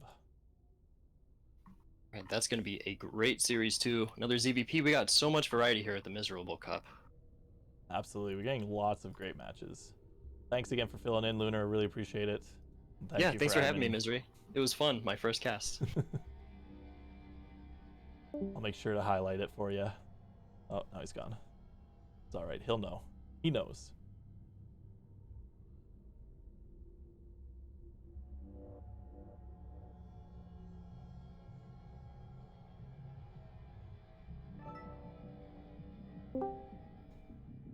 Hey, how's it going? Welcome back. Thank you so much for saving the day, buddy. Oh. I hope that was some good content. Great games. Enjoyable. Oh, we had a lot of fun. That's good. I appreciate that. So now Nina and Caleb in the winners match. They're just going to figure out the bans now. And you're going to have to play one more series. You're going to have to play Future next. How do you feel about that? That's going to be terrible. Talk about how great Future has played recently, and now you get to experience it firsthand. Absolutely. Wouldn't have it any other way. Really excited. I had to make sure I GG'd out, by the way, before those banelings hit. That was pretty important. See, I was thinking maybe you were gonna go straight for the counter, like, oh man, I gotta make something happen. You went north, and he was hiding the banelings in the bushes, and I was kind of hoping you would go through those bushes and run into all of the banelings. You had 4 of them just waiting there. That would have been pretty brutal. Yeah, I went for like the counter, but I was super dead at that point. But I was like, maybe if I can hold back home. But he was hitting me anyways. So it was always going to be kind of an uphill battle. But I think he got a bit of a build order counter on me too. Yeah, definitely in game 2, he went pool before hatch, but you were 13-12, right? 13-12, yeah. The intent was to kill the base, but his counterattack hit too early for me to deal with. I could have if I'd recognized what was going on, I could have just kept building units and queens. And it wouldn't have been too bad, but yeah, my defense was a little bit too late. But I achieved my objective, so there's that. Yeah, you know what? You killed the base. I had a similar objective when I recently played Cham in an EPT Cup. So I knew I had no chance in hell of beating Cham. But I was like, you know what? I'm going to go full NA. I'm going to build 2 barracks behind his natural on Eternal Empire. And turns out he did not scout it. I got the bunkers up. I killed the hatch. but then he killed me with a roach counter attack that I just wasn't ready for. But it was so exciting because I killed the hatch. I'm like, oh my god, this is it. I'm gonna take a game off of Cham. And then like Yeah, right. And then like 11 roaches came up and cleared up the bunkers. Like, wait a minute, my gas is late. I don't have a factory. I'm so dead.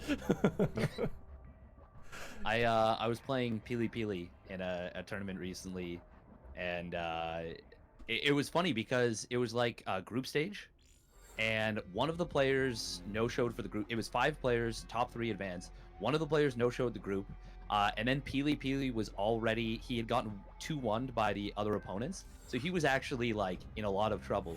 And then in game 1, I like Bane busted him, and he was doing a 4-gate Glaive Adepts, but like I like super caught him off guard, and then he tried to warp in Adepts into the main base when I breached him. The Banes like killed those as they were warping in. I was like, oh my god, like I'm shaking at my keyboard. I'm getting absolutely wrecked.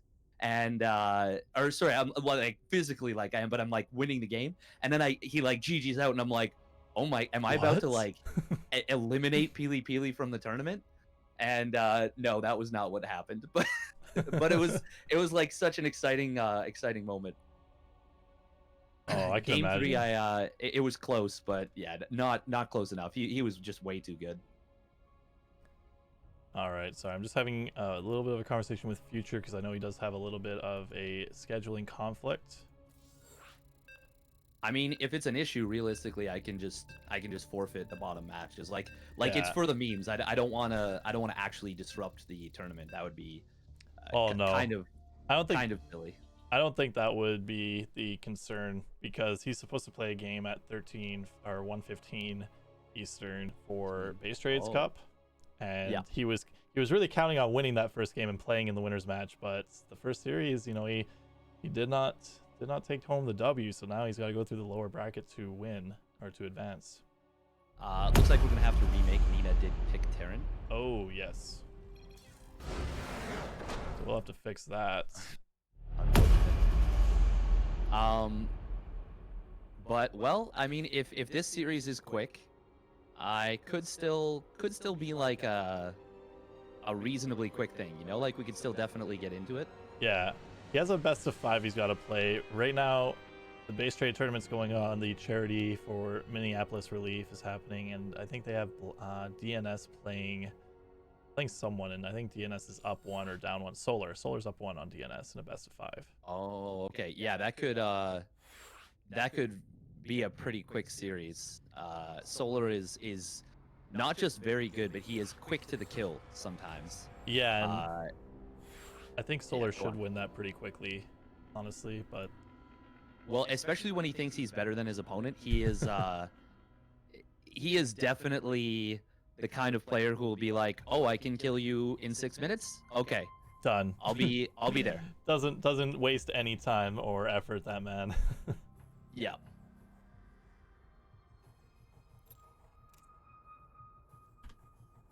All right.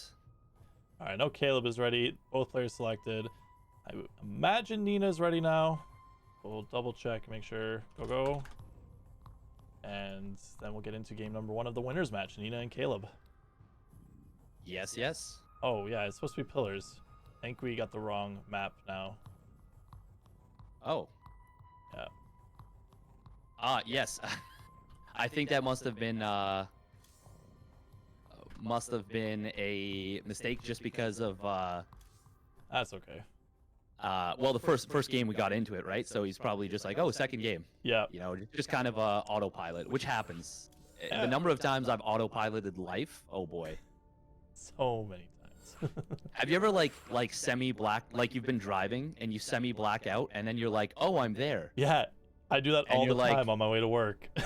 Oh God, sometimes it's like really unnerving because you're like, How- where did like 35 minutes just go? How did I get to work? Oh, I drove. But I don't remember And then the you're like, drive. I'll like play it back in my mind and I'm like, oh yeah, I went past that and I went past that and I'm like, but I didn't I wasn't like cognizant of it. Like I wasn't thinking about it. It just happened. I was just there. And I'm like, okay, this is This is something to make note of at the very least. Happens to the best of us. All right, both players ready to go. Oh, I need to be referee. There we go. Oh, perfect. No more restarts. Game number 1 of the winners match. Nina and Caleb Arrakis. Yes. Winner advances. Pillars of Gold. Pillars of Gold, a pretty interesting map to say the least. I like it, but I'm a Zerg player, so. Funny you say that. I have yet to play a game on it because I saw the layout and I said, this is a bad looking map for Terran. I'm out. Understandable. All right. And oh, go ahead. Okay, spawning in the top right of Pillars of Gold, it is our red Protoss Exxon's Nina. With that nifty building skin, and spawning down in the bottom left position of the map, it is representing Icebound Esports, taking me out in the previous match, Caleb Arrakis. No salt at all there. Just a straight up not at all. Great series from our co-caster, Steadfast. I just wanted it to not be like embarrassingly bad games. And game 1, I actually think I could have won that one. Game 1 looked really good. Melee, if I'd gone for the +1 melee, canceled the roach speed, and then just had like a couple of safety banes, I had a lot more gas mining than he did. You did. He was a little bit tricked. He thought that I was actually going roaches. Yes. Because he didn't see my 4th gas. He did. So, sorry, go on.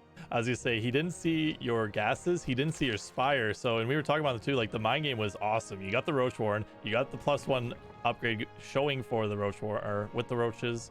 Like everything looks like this is gonna be a roach timing, and he goes spire and you go spire. Like, oh my god, this is the mind game of the century. And then a +1 ling run by happens, and oh no. Yeah, if I had my own +1 lings to deal with that, I have some Banes in position. I'm in a really great spot, but he was real good with that big ling counterattack, and it was very strong, very strong. A roach corruptor response, is that a thing in Zerg versus Zerg? That is a thing versus Zerg, and it's actually quite strong. I haven't played it enough myself. It's not as good on bigger maps because the longer the mutas have to kite, the more they can do against the the more time they can buy, the better they can do, the more they can pick off the corruptors. But it can be a very effective way to play. Cyril has pulled off some pretty impressive stuff with it, and I would like to add it into my repertoire, but definitely haven't practiced it enough to give it a try. Getting back to this game, though, we are going to be seeing a Stargate opening from Nina. No Warp Gate, so Caleb Arrakis should have an idea of what's going on. He has gone for 6 lings, interestingly enough, so he may be trying to get something done, pop into the natural expansion, and slip past that Adept. But we do see the Adept Shade coming forward, and oh, it's actually canceled. So Caleb Arrakis will see that, and he's probably going to set up with these lings and hope that the Adept Shade actually does go forward now. But Nina already with a Chrono Boosted Adept coming out on the other side, and she will complete the wall. So Caleb Arrakis not going to be able to pop through here. Yeah, it looked like for a second that the wall might not complete in time, but yeah, Nina finishing the wall, getting the second Adept out, clearing out some of these earlings now. Yes, she's got to be careful. She might lose that Adept. So the beauty of that is as long as you shade beforehand backwards, you should be able to take care of that no problem, as long as you re-wall. And Nina executing it very smoothly. Now we do see Caleb Arrakis with a pretty early Roach Warren. He's only on 21 drones, so this is absolutely going to be an all-in. Those 6 lings doing a good job of preventing the second Adept from scouting across the map. And, well, this Adept has a very, very important job. If a couple of lings can catch this, may be able to prevent the scout, but ooh, this already should send some alarm bells in Nina's head. And now, well, she'll see a decent number of drones at the natural. How many shield batteries? She does start up a shield battery at the natural, so she's got a pretty good read on what's going on. Yeah, she's gonna have to start a Void Ray very, very soon. A second Oracle is on the way, but I don't know. Can 2 Oracles hold this many roaches? I feel like the answer would be no here, right? This is a lot of roaches already coming out from Caleb. It is a lot of roaches, and Void Ray would be a good choice. Ooh, finding that Adept is very, very nice. But if you can get some Gateway units out, which her Warp Gate is about to finish, some Stalkers, some Sentries, you can actually do quite well against those those Roaches or Ravagers, and it is actually going to be some Ravagers. So Oracles actually do quite well against Ravagers here. So this is looking quite good for Nina. I think she's well prepared to deal with this. Absolutely. She has a lot of energy with those Oracles too. Already taking out one Roach, and there's a huge wall behind this with 2 shield batteries. I do not think that this can actually break here. There's just way too much here for Nina with the extra shield battery going down and the force fields. This is just a very, very well done defense here from Nina. Yeah, with the super battery, this is an absolute shutdown. And there is no way Caleb Arrakis is going to be able to break through. He did a really nice job trying to screen his build, trying to keep that hidden, but Nina was just a little bit too diligent. The defense against those 6-lings was crisp enough that she was able to get across the map very quickly and figure out what was going on. But it was still a solid effort and a solid build. Against maybe a different build, maybe a DT drop, that could have potentially been a scarier situation. Yeah, it's definitely a really good hold. We saw yesterday Creature hold some all-in similar to that, actually, going with DTs. Now with the super battery, the DT opening is actually pretty okay at holding that. You get a DT or 2 in the wall. There's no quick layer, so there's no detection really. The DT can just swipe away while the super batteries are healing the other units around. So it's cool to see that super battery really being utilized a lot by the pros here in this tournament. Yeah, the super battery is really, really powerful. It is very, very difficult to try and break through any period of the early game, because realistically the only way to shut it down is you have to kill it. You have to kill the actual battery itself, and if you can't do that, it's just going to heal everything for the entire duration that it's up, unless you have like overwhelming firepower. And with a wall, with a relative small number of units from the Zerg, there's just no way. Yeah, and it's just such a cool ability to, like, sorry, I was a little bit distracted while you're talking there, but I think it was just what Protoss needed for not only Protoss versus Protoss, but Protoss versus Zerg as well, because now you're not seeing as much success from these Roach Ling timings early on. Protoss actually having a little bit more variety in their repertoire early on with defending. Now they can, defend with a couple of Oracles, they can defend with a Void Ray, they can defend with Twilight Council opening if it's DT. So it's really cool to see that there's more variety in both PvP and PvZ due to the super battery changes. Yeah, specifically PvP. So PvZ, I don't think the meta has shifted too much yet, but PvP, I've already seen a bunch of games where players have been going for Nexus first. Nexus first in PvP? Nexus first in PvP, and it's holdable and it works. I never thought I would see the day that this is actually a thing. That's amazing, because going back to the beginning of Wings of Liberty, I've never seen a Protoss go Nexus first. Like, in all of my years of watching StarCraft, it's awesome. But here we are, spawning in the bottom left-hand corner of Icenchrome. It is our blue Zerg. He's down 0-1. Icy's Caleb Arrakis.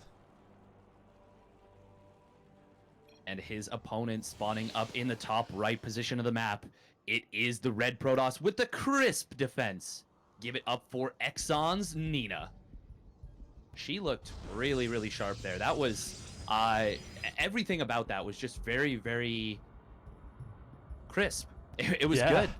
Yeah, for lack of a better way to put it, she knows the defense there, makes a huge wall on top of a ramp, and I think that's part of why I don't like that map for Terran, is that it's very difficult to make a tank push or some sort of early push work against Protoss because of that ramp setup, and it's hard to push up that ramp. And as a Zerg player, yeah, you get a little bit of extra vision from the Overlords, but I think Nina sets up this giant wall at the top of the ramp, gets a couple of batteries, activates one as a super battery, and it's with force fields and your wall there. It's just so hard to push up with Roaches, with just Roach and a couple of Ravager and Zerglings. And the Oracles just absolutely obliterating everything, untouched. I think they took out 2 Roaches before they even got to the wall. Like, it was very effective on the defense. Yeah. Now, if there's a situation where Caleb screens the build for a little bit longer, maybe those Oracles are on the other side of the map. By the time the actual Roaches show up, they either have to be recalled, in which case maybe there's not enough energy for a super battery, battery overcharge. There's a lot of instances where that build from Caleb could have been very, very effective, and I did like it. Yeah, it was really good scouting from Nina, being able to see the extra Zerglings coming across and then seeing the drone count. There's just having that complete information, very similar to the first series against Future, where she was able to see pretty much everything Future was doing for the most part in both games. Yes. Oh man, that vision was insane in the first series. This is a pretty nice setup right here from Caleb Arrakis. He is gonna see once again. Oh no, interesting. He's going Overlord speed. Okay. I'm surprised given Nina's track record of really favoring Stargate, and also the fact that he sees no Warp Gate, that he is in fact still going for an Overlord speed scout. Now it is a series, you know, players can mix it up, and this is a very large base. So he just wants to be sure. Yeah, I would love to. I don't know if Caleb likes to do this, but I see the Overlord speed in this matchup, and I always want to see like a Zergling drop or something with the Overlords later on in the game, just utilizing that that upgrade later on. But I don't know how Caleb really likes to play this matchup. So from the first game, it looks like he wants to be a little cheesy, but you know, it looks like he's playing a little more standard here, droning up a little harder, and not really building a ton of units yet. Yeah, no, these Adepts are going to shade into the main base. There's not enough to deal with them just yet. Already a drone getting picked off. Nice work by Nina.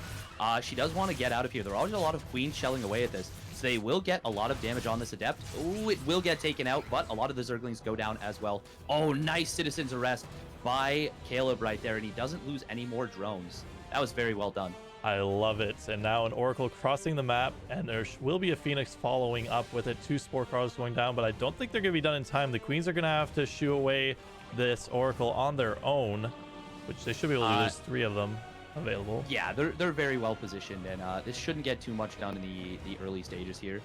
If anything, I would have like to see Nina try and get those larvae, and she will go after them. And she is going to pick off a bit of larva at the third base, getting... Wow, 3 is that 3 larva kills? 4 larva kills with that. Yeah, that's a pretty big deal, right? Quite nice. That's a lot. That's effectively could be 3 or 4 more drones. Obviously, money is also a limitation, but yeah, very nice. Definitely picking that off, limiting the production from Caleb, depending what his game plan is here. Definitely throws a little bit of a wrench in his plans, and now we see a Roach Warren response with the lair. So we might see a big Roach timing coming in with speed. Yeah, that is very, very possible and even likely. Oh no, it looks like she actually killed some workers that were popping out of that base. So she picked off 2 workers and the larva, I think. So that was pretty good by Nina. Not bad at all for the price of some energy and a couple of Adepts. It's an alright trade. Ooh, look at this. She is going to be going for what's become quite popular in the meta. Well, in the matchup with this Stargate, is this 4 Adept push. It comes, there's no resonating glaives, there's no nothing, but you just kind of hit with the Oracles, and if your opponent doesn't have a good number of Zerglings, it can be a real difficulty to deal with. Now, there are Queens trying to track this, but they're not going to be there in time. Roaches will not pop out in time either. Ooh, Nina electing not to go in here, not knowing about the link count, so she is going to play it safe, but she could have found a little bit. Speaking of what you were talking about, there is going to be that Overlord drop coming from somewhere. It is being made right now, and it looks like, oh, Caleb Arrakis is going to do an all-in. He is going to be going with some Queens in the Dropper Lord. I love it. And it's going to be Roach Ling behind it. So a big Roach Ling attack. He's going to drop Queens with this. This is so cool. This is looking really, really nifty, and there are going to be 7 Queens with this. That is, well, that's going to be pretty tricky to deal with. We do see Nina spotting this now, and the Oracles will get on top of this. Not a lot of Immortals out just yet. I believe just the... Oh, no, there are 2. So that's not too bad. Yeah. How many shield batteries at the third? Looks like it's going to be 3 by the time these 2 additional ones finish up. I don't think Caleb can attack at that third choke. I think he's got to go around and attack from the north side. If he attacks at the south with those destructible rocks, I don't think he can get a lot done. I think Nina, with her control as good as it is going to be able to force field a lot of these units away. And she does get 1 Queen trapped. The Ling's getting on top of the sentries. And now Ravager's busting through the force fields and pushing forward. This looks pretty good for Caleb. Yeah, this is quite good. He's going to be able to take... Oh, no, he can't take down the super battery. And that means that Nina's units are staying alive for so long. That took a really long time for the super battery to go down. And because of this narrow choke, the Queens, they're so slow and derpy, and they cannot maneuver into position. So I feel like Nina is actually... I feel like she's totally fine, and she's going to shut this down no problem. Already a Robotic Spade done and a Disruptor on the way. Yeah. These rocks will get taken out, but this is the punch of this attack is already done. It's already gone, and she's almost up in army supply. She's up so many workers now. The Ravagers taking down the buildings does make this a little bit dangerous once again. Yeah, nice pickoffs there with the Ravagers taking out a couple of gateways, but I feel like the longer this goes, it's definitely going to favor Nina. She's going to get disruptors out, and then once there are disruptors out, the queens, even with a little bit of creep, are not going to be able to get away. Nice force fields from Nina, splitting up some more of these queens from the rest of the army. Caleb trying to push through with Ravagers, with some Zerglings, but he doesn't have the injects back at home, and now the Oracle's helping with the fight, taking out some Ravagers, and this push is going to be halted very quickly with a disruptor shot hitting on some of these queens. Just a couple of Ravagers left.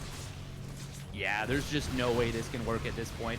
It was looking good for a while, but Nina, just with the very, very sharp defense, looking really, really strong.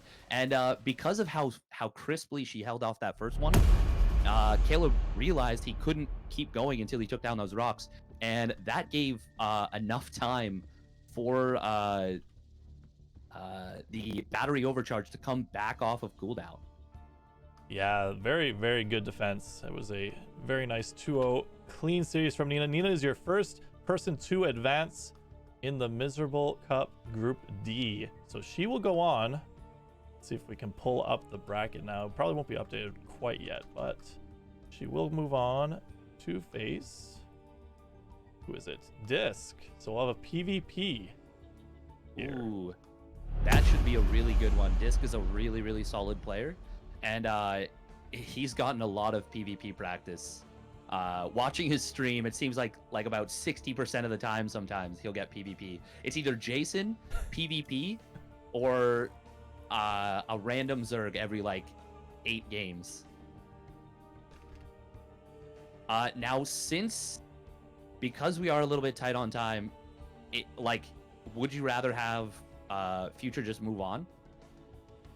I think that might be the play, just because it looks like Solar is still in game 2 with DNS, so we should be okay to play his first series. Just gonna check with him. If we are tight on time. DNS Solar is actually, it's in like the super late game. That could take a while longer. Okay, so maybe is it a best of 5? It's a best of 5 there, yeah. It's up to you guys. I just don't want to disrupt, and I have no delusions about beating Future. So yeah, I'm okay with that as long as Future is good to go. I want to do an interview with Nina, but again, if we're tight on time, we can always try and delay that until later on so that Future can at least get his games in. We don't want to have him get disqualified, as he is one of the better players in this tournament, and it would be a shame to have him out due to a disqualification because of scheduling. But yeah, I would consider Future even to be a potential favorite in to win the whole thing. Absolutely.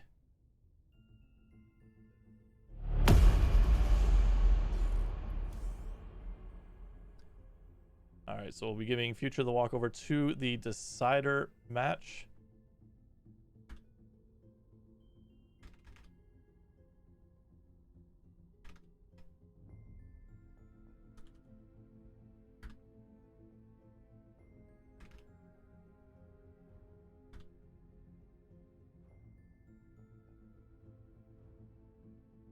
While they set up the bands, I'm going to try and invite Nina on for a very quick interview, and then we'll get into Future versus Caleb for our decider match to find out who finishes second in the group and who will be advancing.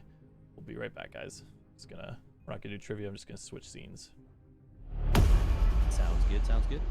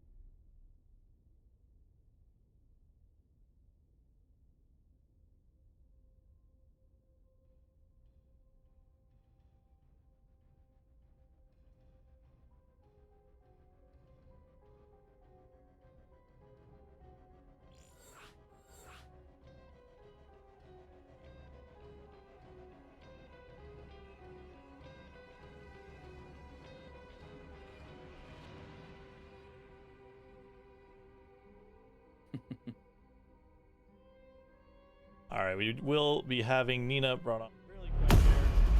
Ask her a quick few questions, and then we'll move on to our decider match.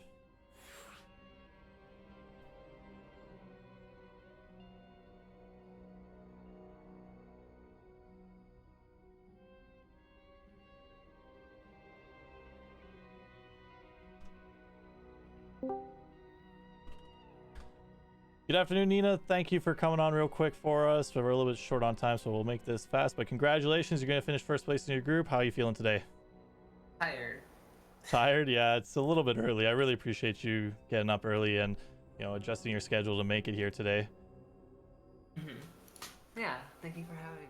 No problem. So there have been a lot of changes this season, most notably that shield battery change. How do you like it? How do you like the new maps? What kind of question is that? Just asking what she thinks of the changes, okay? What she thinks of the new battery. I really like the new battery. I thought that was an okay question, and I came up with these very quickly. Sorry. No worries. I mean, I don't know. I haven't been able to practice, so still kind of exploring them a little bit. But Well, you doing looked very alright. practiced there. You looked good. Thank you. Yeah, the defenses were great in both games, in both series, so it was really, really fun to cast and watch. You're going to be moving on to face. It will be Disc. Yeah. How do you feel about playing against Disc in the next round? Good player. I should beat him. Should, wow. Confident. Should beat him. I like the confidence. By the way, not trying to rag on you, Misery. I'm just saying you're asking a Protoss player how they feel about the new shield battery.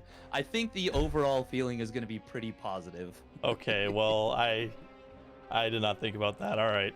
No. I'm just don't worry about it. I'm just memeing. Thanks, buddy. All right. Well, is there anyone you'd like to shout out to, or like to link your social media or anything on Twitch real quick for anyone watching here? Oh, sure. What is my Twitter? I don't even know what my Twitter is. Okay, you can follow me on Twitch at NinaSC2, or on Twitter at Nina Starcraft. Awesome. Thanks a lot, Nina, for coming by, and good luck to you tomorrow. Is it tomorrow? Yes. What time tomorrow? Okay. So it starts at 11 a.m. again, but you're at the bottom of the bracket, and they're all best of fives for the quarterfinals. Is that? We're good. We're good. Yeah. I think there's Agreed. three Early morning tomorrow. There's gonna be 3 best of fives before you play. Sure, I'll be fine. Thank you. Okay, glad we got that sorted out. Thank you very much. Take care. Yeah, see you. That gave me a little bit of a mini heart attack there, guys. Not gonna lie. Oh, with the yeah.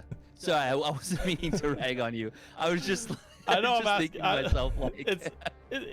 I don't want to ask me like, oh, so what do you think of the queen changes? Because that doesn't affect as much. I wanted to ask her a question about her race, and she utilized the new battery. Of course, she's gonna probably say something positive about it, but you know. Yeah.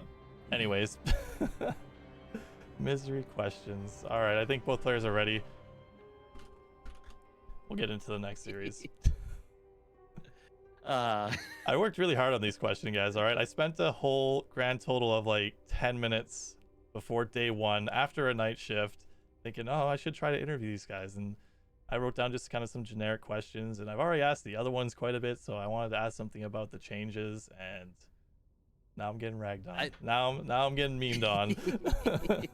I mean, it makes sense. It makes sense. Like it's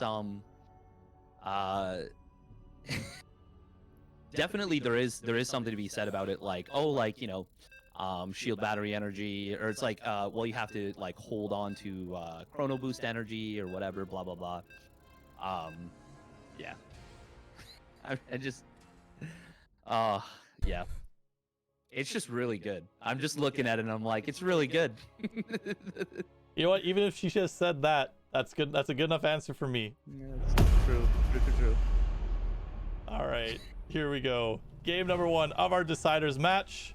We have in the top top left-hand corner of Submarine. We haven't seen this map yet today. It is Alpha X's Future. Yes, it is. And spawning down in the bottom right position of the map It is the Blue Zerg player from Icebound Esports. Give it up for Caleb Arrakis. I don't know what's going on with my observer here, but it's not following right. Yeah, that was weird. Mine was doing a thing too. Oh. I feel like it's still not working. Check Discord.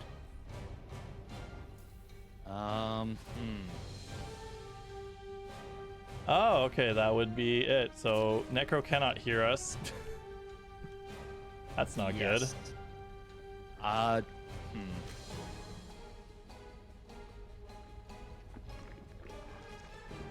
right, I don't really know how to fix this. Yeah. Well, for now, we're going to be having a pretty standard opening from both players. Hatch Gas Pool from Caleb Arrakis and Reaper Expand coming out of Future. Yeah, the Reaper Expand, very, very normal from both players. Reaper Expand, Hatch after Hatch before Pool. All right, we have our guy back. There he is. All right, perfect. Okay, so Submarine, very short map, one of the shortest maps in the map pool for a very long time, and Future's gonna be, he's gonna be pretty comfortable with that, I feel. You can see as the observer goes across the map, there is it's a very short rush distance. Not a lot of time to get across the map with something like a Marine tank push. Yeah, you know what this map actually reminds me of? Do you remember that? I can't remember the name of it, but it was the map that was all black on the terrain, and then you had the slow zones in the middle, almost the exact same layout with the main bases kind of diagonally away from each other. We had like 3 or 4 slow areas in the middle of the map and a lot of rocks in between each slow zone. I don't know if you remember it. Winter's Gate, that's the one. So it reminds me quite a bit of that. You have the rocks in the middle, you have a couple of ramps, and no slow zones to speak of, but yeah, very short rush distance. Yeah, no, it is it's been indicative of that map, and that was another map, especially thanks to the slow zones, where tank pushes became very, very powerful. Now, Future is not the kind of player to shy away from doing something like that. I could definitely see him going for that. We're going to see him try and swing around into the natural expansion with that Reaper, maybe get a couple of picks. No, he's going to go for a scout here. Just wants to make sure there's no roach all-in coming or something like that. Queen will discourage him from getting into the back of the main, but well, Caleb Arrakis, he isn't doing anything cheeky just yet. Yeah, no quick roach warren, no quick layer. It's just a normal 3-base opening. We might see a creep tumor go down. Maybe no, damages it a little bit. But with these Hellions joining the fight, oh, is he gonna? That's awesome. Sexy. Targets the Reaper, kills the creep tumor. I love it. That was so good, and that is of course, as you say, because of those new Hellions. They get, or well, new creep tumor, I guess. It gets the a light designation now. Ooh, nice grenade. Will pull the creep queen off creep, and is gonna get a couple of pot shots against that. Yeah, it's pretty nice. Gets a little bit of damage done on the queen, picks off a tumor, and yeah, with that new light tag, we see a lot of. I've been seeing a lot of mech now. Lots of really heavy Hellion openers to just deny as much creep as possible, and that's kind of been the flavor of the month here. Watching, you know, a lot of the Terrans in GSL, watching, I guess not really the month, I guess of the week, because we just got this new patch. But seeing even in this tournament, we've seen a lot of mech already from our other Terrans. Yes, looks like Caleb Arrakis, ooh, he's gonna go for a play on these Hellions. Will grab one of them. Interesting to note as well, Future only went for 4 Hellions instead of the sometimes more common 6. That will of course mean your bio 1-1 stim push is going to be hitting a little bit earlier than normal. Yeah, you're also going to have at least 1 extra tank too, so it makes a very scary 1-1 timing, which we might see from Future coming up. Oh, I think we're definitely going to see a very crisp timing from Future. Future, as I've said, he's one of the best timing oriented, preparation oriented players on NA, just period. He is just so good with his timings, so crisp, and very difficult to deal with. We do see this Viking going for an Overlord, but the Queens will keep it alive. Little weird SimCity in the natural. Looks like we could be seeing a Roach play coming out of Caleb Arrakis. Maybe just trying to go for 1-1 Roaches here. Yeah, and, that would be a very interesting approach. it can definitely clean up a quick 1-1 timing. So if he goes for his own counter, like his own 1-1 timing with speed roaches and ravagers, it might kind of throw Future off guard here. So the ravagers can pick off the tanks when they're moving across the map. Yeah, so he may just get that 1-1, and then, ooh, nice pick off from Future. Is he going to find the other tumor? No, he will not. But he is going to be able to clear that one out, and that's going to slow down the creep spread quite a bit from Caleb Arrakis. He is going for a 4th base. We may just see Caleb Arrakis stick on the 1-1, not get any additional upgrades, and then go for just a massive bust off of that. Lings are going to go for the surround. Hellions will wiggle their way through, thanks a little bit to that Reaper Grenade. Ooh, nice micro on that one weakened Hellion. And he is going to be able to clean up a lot of, if not all of these Zerglings. Yeah, only losing 1 Hellion. Very good. It's a very good trade for Future. Push is going to be coming towards this 4th base, and these tanks are going to be able to siege in a deadly position. Already one of the roaches getting taken out there, and he's not even going to siege. He's just going to kill the base here. Hellions poking in at the 3rd base, may get some drones coincidentally. Oh, I love this. Goes home with the tanks, and now drops into the natural with the Marines. So he is just going to keep his opponent at home now that he's seen that it's roaches. And oh my goodness, he's going to get a kill on the +1. That is such a huge pick right there, and may even go for more right here. He's going to pick off both upgrades with his own 1-1 Marines and then get out of here. This is amazing. What a great play from Future. And he only loses a few of the Marines, still gets out with 6 of them. That was an incredible play right there. And 2-2 is now going to be done for the Terran before 1-1 can possibly be done. And, well, Caleb Arrakis, he knows what's up. He's lost his 3rd. He is just going to go for it. Now, I will say he has a substantial army lead. And, oh, look at this Future. He's going to go for creep tumors. Oh, doesn't quite get that. Oh, look at he drops it and gets the last tumor. Kind of styling on him a little bit, getting those tumors right underneath the roach's nose. But you know what? Upgrades don't really matter if your opponent has 3 times the army supply or 2 times the army supply. And Caleb has a lot of roach ravage here. This is going to be a tough hold from Future. Files going down, and nice micro from the Marines. They're able to back up. SCV's being pulled off the line, but Ravager's taking down all the tanks. There's only 1 tank left. Oh no, 2 tanks are left, and it looks like Future is just barely going to hold here. Yeah, he does have his tank count wiped out, and Caleb Arrakis will be reinforcing with Ling Roach.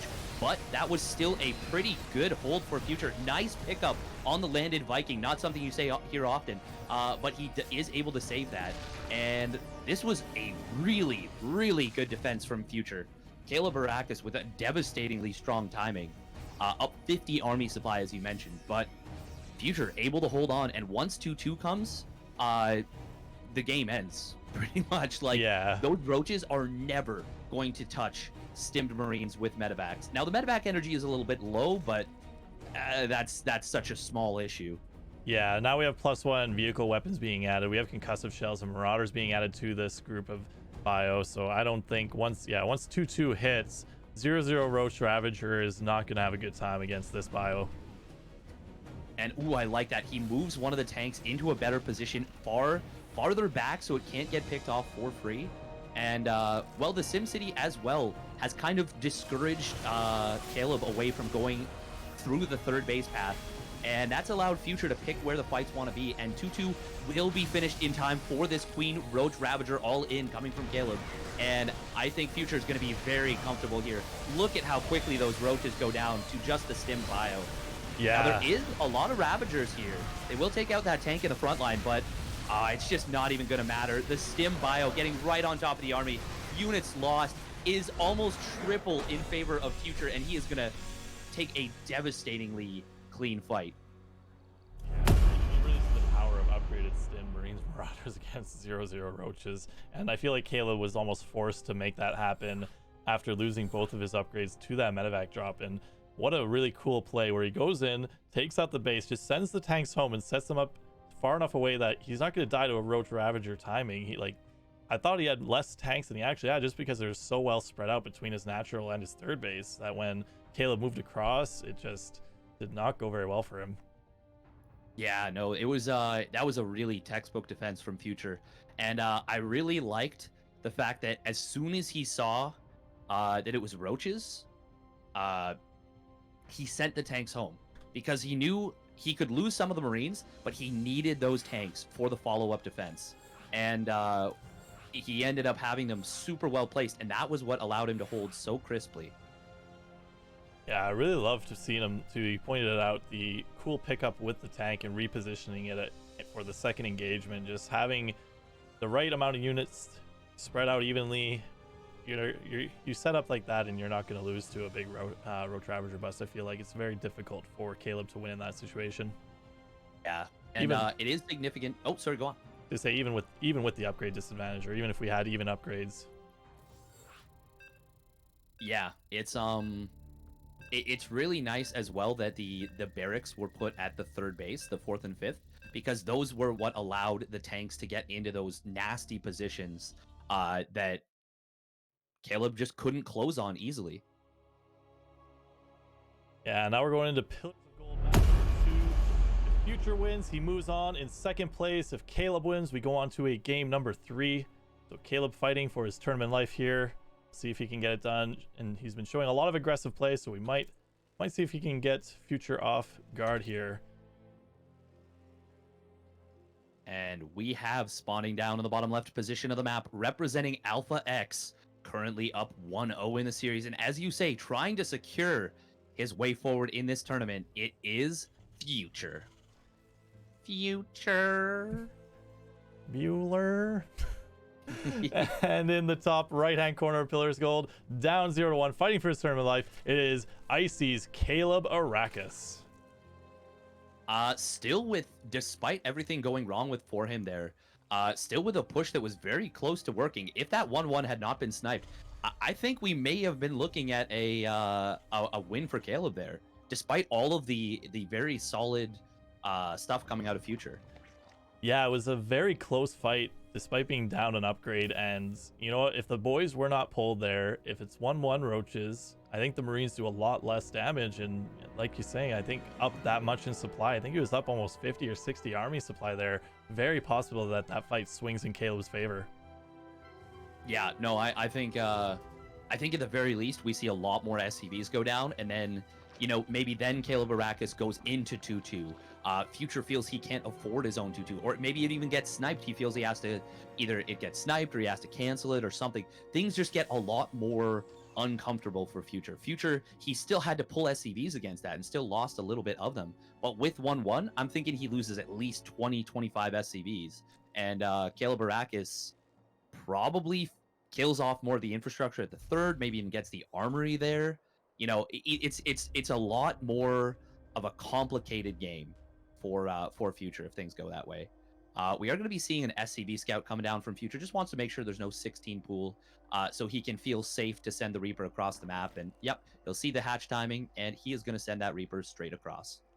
Yeah, very smart play to send the SCV across, just to make sure that, you know what, Caleb isn't playing aggressive, and if he gets that confirmation, then sends the Reaper across, and he feels a lot more comfortable, I think, because Caleb has been showing some aggressive play in both series he's played so far.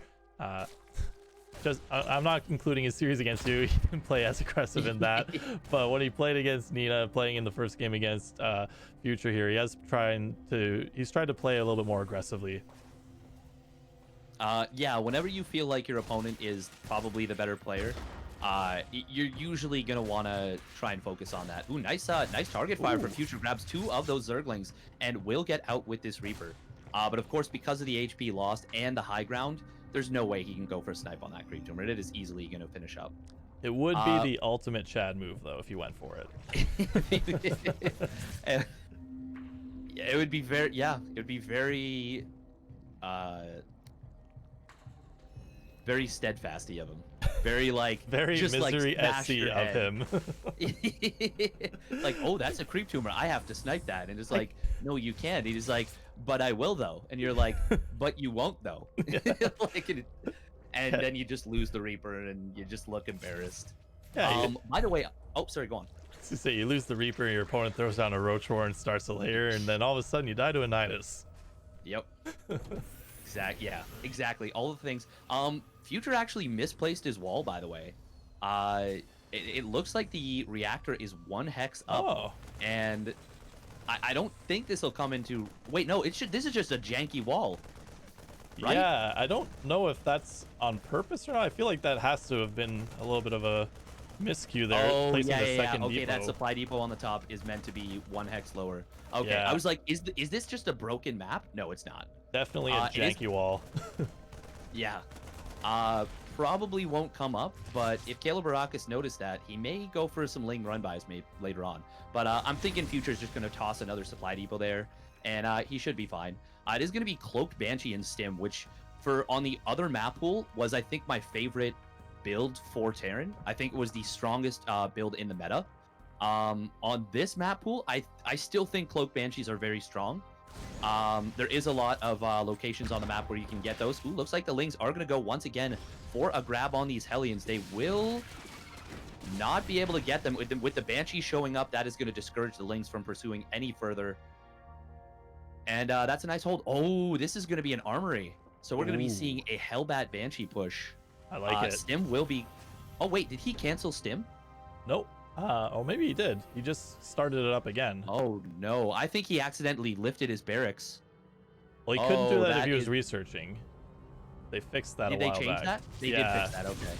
Yeah, that was our quality of life change when everyone was complaining about the Warp Gate quality of life change. Everyone was like, what's Terran get for that? And they're like, okay, you won't be able to accidentally cancel upgrades by lifting buildings. Here you go. You wow, that's animals. actually really nice. Thank you. A lot of creep getting cleared out. There's not a ton of queens here. They do have some good transfuse energy and nice splits by Caleb, but he will already lose one. All the queen energy is gone. No Lings to buffer for them, and 2 queens go down. A 5th one will join up, but these Hellbats are going to get a ton of work done. Oh, nice pullback on the Banshee, and that will be enough to kill the queen and keep it alive. And we are seeing quite a bit of damage get dealt here. Yeah, Caleb in a lot of trouble here, choosing to go Roach to defend the early aggression from Terran and not having really any way to clear up these Hellbats without Queens. And the Queens not really doing a great job. They got picked off by the Banshees and the Hellbats together before the Roaches popped out. Now Roach is trying to clean up as many Hellbats as possible, but the damage is already done. He's not mining as third base. Future is looking great at home with +1 started, and Stim just about finished, and a couple of tanks already in production and done. So the follow-up push is what I think is going to finish off Caleb coming up.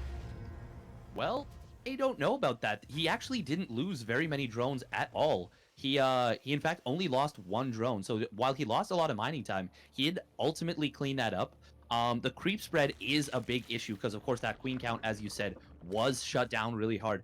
But that wasn't the end of the world. That could have been a lot worse. And ultimately Caleb will hold, and because of the late stim right there, that means combat shields is not going to be done in time. Well, it's not going to be done for a while. Yeah, combat shields is a ways off. I hate to call it early, like I kind of did there, but it doesn't. He didn't take a lot of damage. Right, it was a pretty good defense overall. He didn't lose any drones, but resetting the queen count, denying that much creep for this long, it's going to make the follow-up a little bit stronger for future. We'll see how Caleb responds. He's getting +1/+1 for the Roaches and Roach speed, so that will be the call again. We might see a lot of Ravagers and a lot of Roaches in production right now. Yeah, and on this very wide open third base location, Roach Ravager, if it swings in from 2 angles, you knock down those rocks on the top side, you can come in from like 100, almost 240 degrees. Yeah, that's a very large radius to attack from. Yes, it is, and we already see Future. Oh, look at this. He's getting his tanks in a really nice position right here. Setting up, even putting a turret right there in case of burrow move Roaches. And going to allow him to also prevent anything from jumping on top of those units. This is almost like, it's almost like he knows how Caleb likes to play this matchup all the time.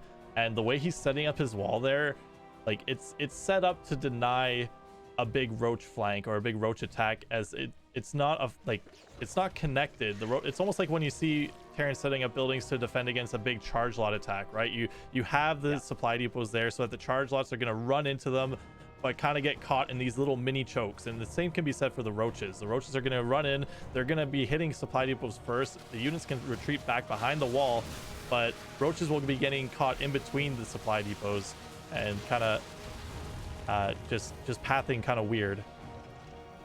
Yeah, and we are going to be seeing this big attack come in. Now, Future with a big stim, he's already got a good number of Marauders with this, and of course his 1-1 bio. And that first wave getting shut down very hard. And Caleb, he just drones a huge amount. 13 drones just got started up as he realizes there is no way he is going to end the game right here. And we're going to see him transition into bio. +2 Carapace and +1 melee starting up. Oh, he is going to grab a tank. Oh, no, he actually doesn't target it. Okay, there we go. What a no, save! Save and reposition of that tank was insane. And Caleb actually with a bit of a miscue right there, targeting the turret instead of the tank. He could have killed that first. And now we're going to see this big triple drop come across the map. It will be able to potentially get a snipe on the third base. And that would be devastating for Caleb Arrakis. And that base is absolutely going down. Even going to pick off a couple of drones, I think, maybe. No, he's just going to stim and get right out of there. Yeah, saves all of his units, kills the hatch, the damage is done. That's a lot of production missing for Caleb, and now he has to force the roaches back home. There's some lings coming out. He's going to probably start adding some banelings as the baneling spire is almost complete, and then we'll see some speed from that, but I think Caleb's in a very tough spot right now. Yeah, and the threat of these drops is going to make it almost impossible for Caleb to get across the map. He really wanted to keep his opponent back, but it's going to be Future who is penning him back. And once 2-2 starts, he's going to be able to trade so well with these bio units. The drop on the top side, he's actually going to move forward and pick off a few Ravagers. That's not so bad. It's not so bad at all. +2 armor a little bit late to the fight, but on the other side, we will see these units once again getting some good trades against these lings. There is a nicely placed Spore in the natural, and that will kill one of the medevacs. So a little bit of a win from Caleb coming here. Yeah, nice little pick off from Caleb. He's able to pick off some of the units with the drop to the south. Then he gets the medevac at the north side there. So getting some okay trades here, but I think it's still an uphill battle. He's going to need to get some banelings very quickly. Nice. Nice snipe on that medevac, but here is the big scary push. Hive is not done yet. Baneling speed not done yet. And not even +2 Carapace. Now, it will be 1-1-2 once that finishes up against 2-2 from Future. But this is such a humongous army from the Terran player. This is a lot of bio here. There's a lot of Marauders and Roach Ravager. Still no Banelings available. Baneling speed not quite done. Maybe Caleb waiting to try and have Baneling speed before he engages this. Oh, there they are. Yeah, you absolutely need Baneling speed, and it does finish up, but there are so many Marauders here, and Marauders don't give a hoot about Banelings, especially since that nerf to their damage versus non-light units. And this is going to be brutal. There's only one attack path. Banelings will run in. They're actually going to hit a lot of the tanks and get a lot of damage.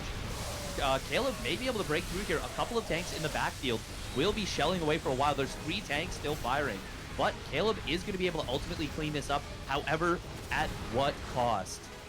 At what cost? I'm actually so surprised he cleared that up as well as he did. But now the reinforcements crossing the map for Future, trying to hold the high ground here, but not rushing. Whoa! Targets his own tank.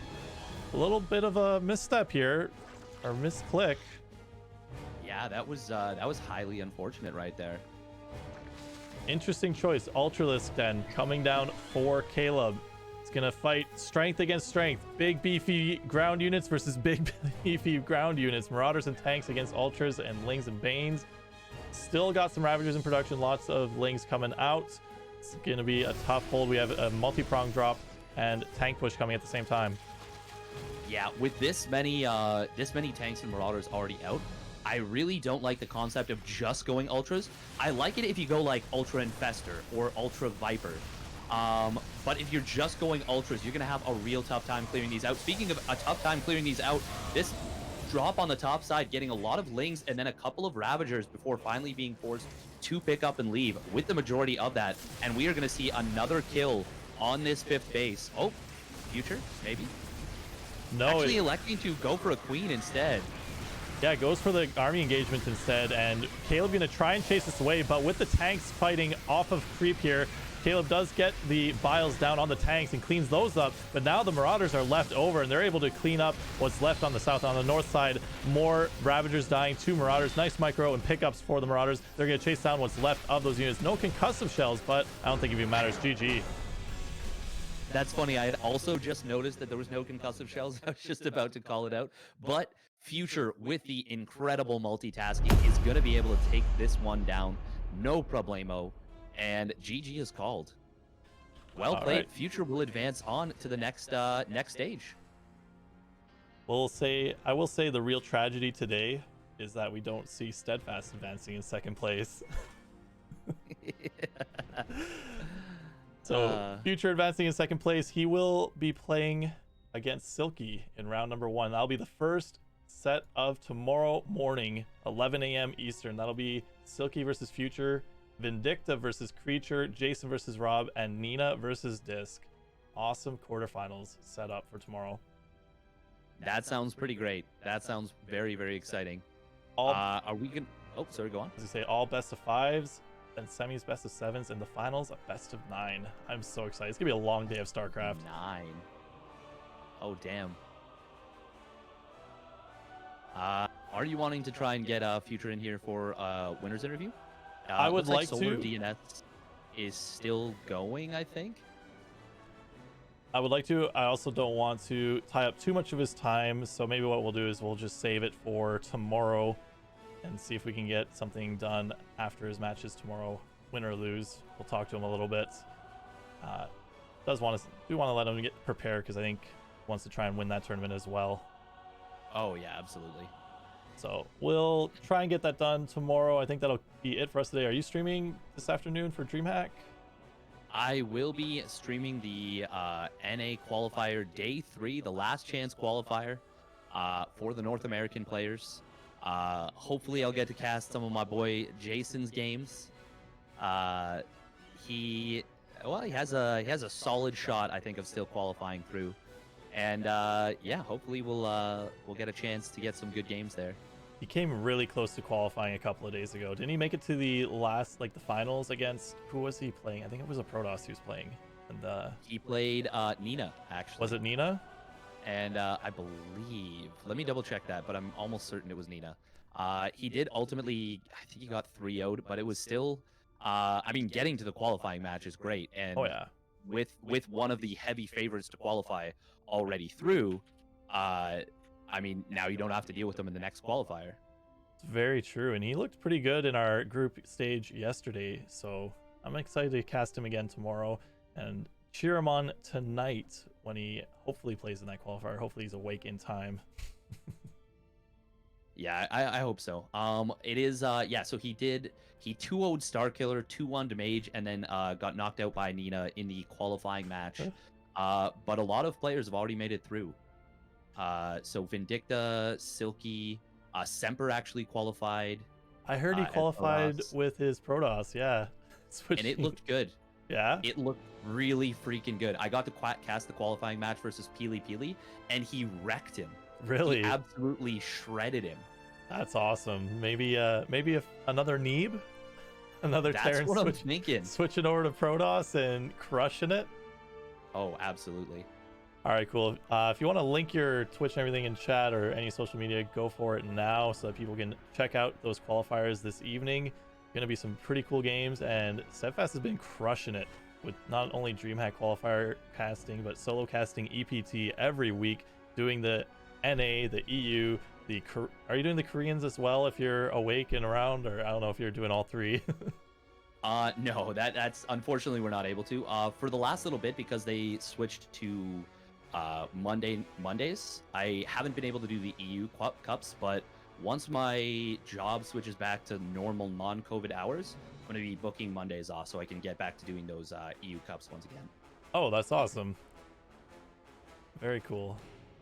Well, tune into that. Check out Steadfast SC. Show him some love. We're going to find someone to host, and then we'll be up with match number 1 of the semifinals. Bring up the bracket one more time. See if it's actually updated now. Almost fully updated, so we'll switch over to that. Again, 11 a.m. start time tomorrow. We'll have Silky versus Future to start off the day. Really cool bracket here. Vindicta Creature is going to be a really fun one. Jason and Rob, everyone knows that rivalry is pretty awesome. And then Nina Disc. I don't know a lot about PvP, but that'll be a lot of fun to watch as well. So very solid players all around. Yeah, no, I think it is going to be a great group. Now, quickly, who do you think wins, Canada or America, in this tournament? Canada or America? Canada or America? Canada has an uphill battle. Yeah. Canada's got to beat Nina no matter what. And Jason, I want him. My heart wants Jason to win so bad, but he's got an uphill battle. Rob has been showing really good games lately, and if he advances there, he's got to face Nina or Disc. And Nina, you know, I see Jason play Nina, like I said, 3 to 4 times almost every time I see Jason stream. So it's gonna be tough for our boy there. And then Disc, I don't know how Disc plays PvP. I haven't seen a single PvP yet this tournament, so I don't know how that's gonna swing. I feel like Nina's pretty solid all around, so I don't know. Do you have any thoughts on Disc, Nina? I will say Disc tends towards a more stable EU style centric PvP, whereas Nina's like, I'm a aggro and I'm gonna play it like the NA style and get really, really aggressive. So I would actually give the stylistic advantage ever so slightly to Disc, but Nina's execution and micro are just so good, and that is so important in PvP that it's gonna be, regardless, it's gonna be an insanely good group or an insanely good match, I think. Awesome. Yeah, and I think you can play a lot of mind games with it being a best of 5, and really excited to see both players, what they'll bring to the table. All right, we're gonna raid Base Trade TV. He's got a lot of people watching right now, but he's doing a Minneapolis COVID relief stream. So if you want to throw some money out to a good cause, check that out. Watch that. Future's going to continue playing in that, and I think they're in the semifinals right now with DNS playing against Solar still. They were playing in a late game, Zerg versus Protoss. So that'll be really cool to check out and watch for the rest of my day. Nice. Make sure that you raid after the delay is gone, by the way. Yeah, I made that mistake the first 2 days, and I've already got the countdown set. It's already halfway done. We're almost there. I'm not going to make that mistake a third time. Yeah. But thanks again for showing up here and casting with me. Give me a little bit of a hard time with my terrible interview questions. I like it. And it was my pleasure. Thanks for having me on. Cool, man. Let's switch over scenes here. Take care, everyone. Thanks for tuning in. We'll see you tomorrow morning at 11 a.m. Eastern Daylight Time.